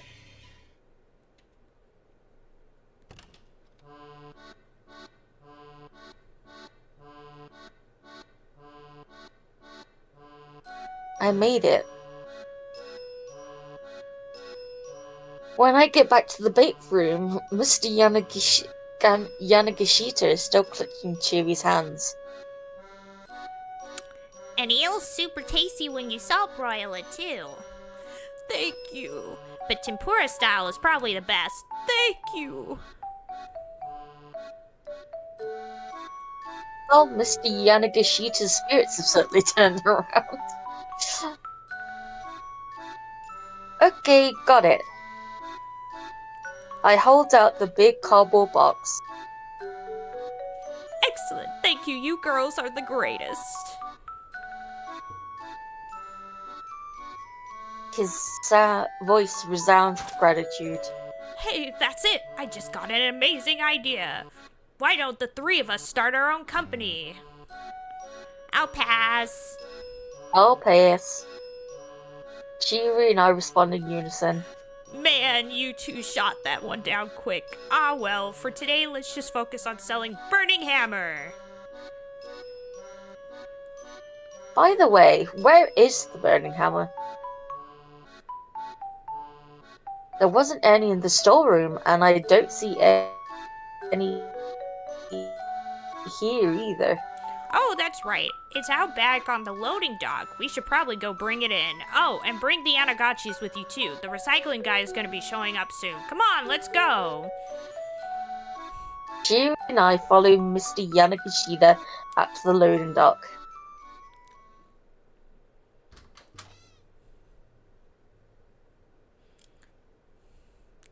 The loading dock, it turns out, is empty. There's no sign of the burning hammer anywhere. It's... It's Oh, gone. it's you. It's gone. Oh, God. The burning hammer. It's all gone. Flying into a panic, he searched frantically from one end of the dock to the other, leaping into the air, even peering down into the cracks. But no matter where he looks, there's nothing for him to find. It was right here a little while ago. Like right here, right here. I hear the sound of an engine revving outside. And Mr. Yanagishida cries out in alarm. We can see a truck starting to pull away. Its bed is piled high with cardboard boxes and other assorted trash. Hey, boss, is that... Hey, Yes, there it is.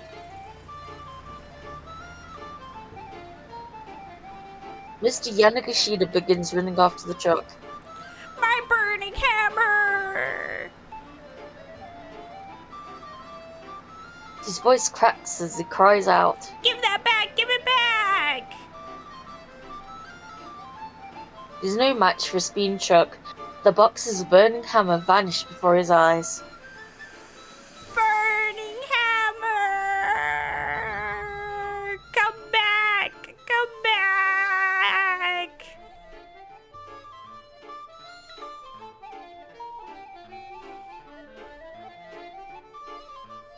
Yanagishita's wailing echoes from the surrounding buildings. It's like some kind of a movie. What the hell? What's up with that truck? Tama, who the heck was that? Don't look at me. Huh, with all those piles of stuff, it looked just like the recycling guy. As soon as he sees it, revelation dawns on his face. The recycling guy? I can see the colour draining from his face. The words recycling guy gave me an idea. If it was him, maybe he thought that he was picking up the Anagachis by mistake. We have to find it! We have to find that truck! The man is absolutely beside himself. Cheery! Tama! You two split up and try and track it down.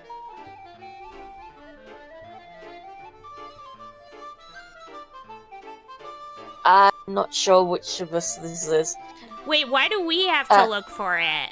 Wait, where do we have to look for it? If there's no sales demo, there's no money to pay you, and then all the work you've done will be for nothing. When he puts it that way, I guess there isn't much of a choice. Somehow or another, we'll have to find that truck. It can't have gone far. Now go hunt for it like your life depended on it. Cheer and I look at each other and sigh. How do you want to do this? Want to search together or should we split up? Want to search together?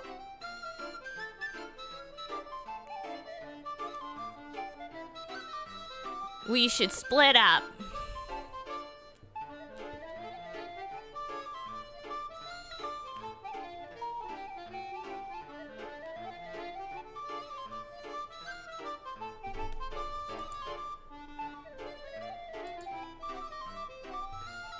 You and I go our separate ways, searching for a truck full of junk.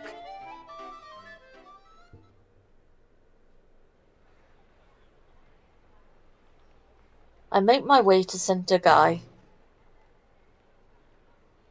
I'm so focused on searching all over as I walk that I lose track of where I'm going.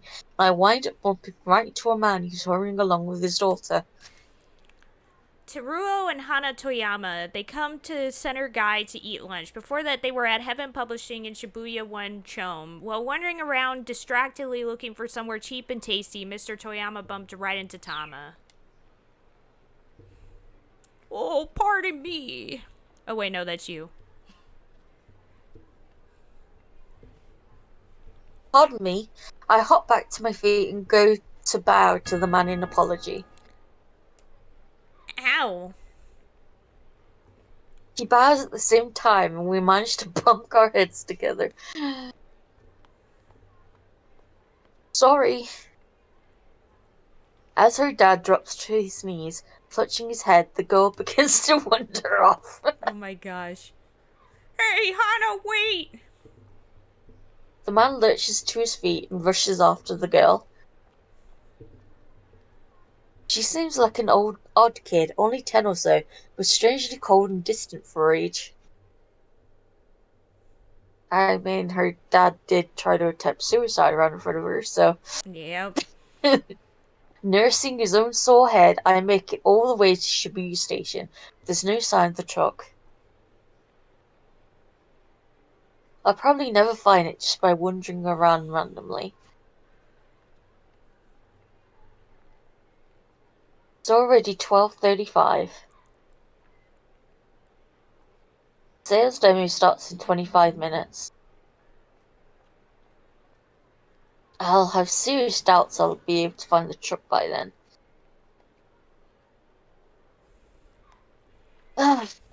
What should I do? Oh, there's the keep out. Yep.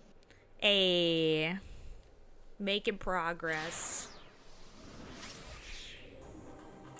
And now to not play for 2 weeks. Yeah, so that we forget exactly what we were doing. And I'll have to remember. It may even be 3 because I don't know if I'll be in the mood no. after I come back. That's understandable. That's completely understandable.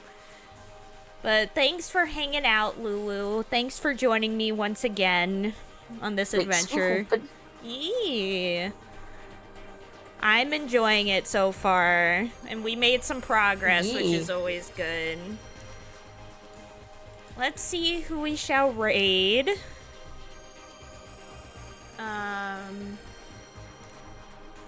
Sinnoh is live, so I'm just gonna raid Sinnoh. Good idea. It's been a long time. But yeah, thanks for hanging out, everybody. I'll see y'all probably for next Saturday for more Via Night shenanigans, and Monday for whatever I decide to play that day. We'll see how things go. But I love you all, and I'll see you guys next time. Bye-bye! Bye-bye!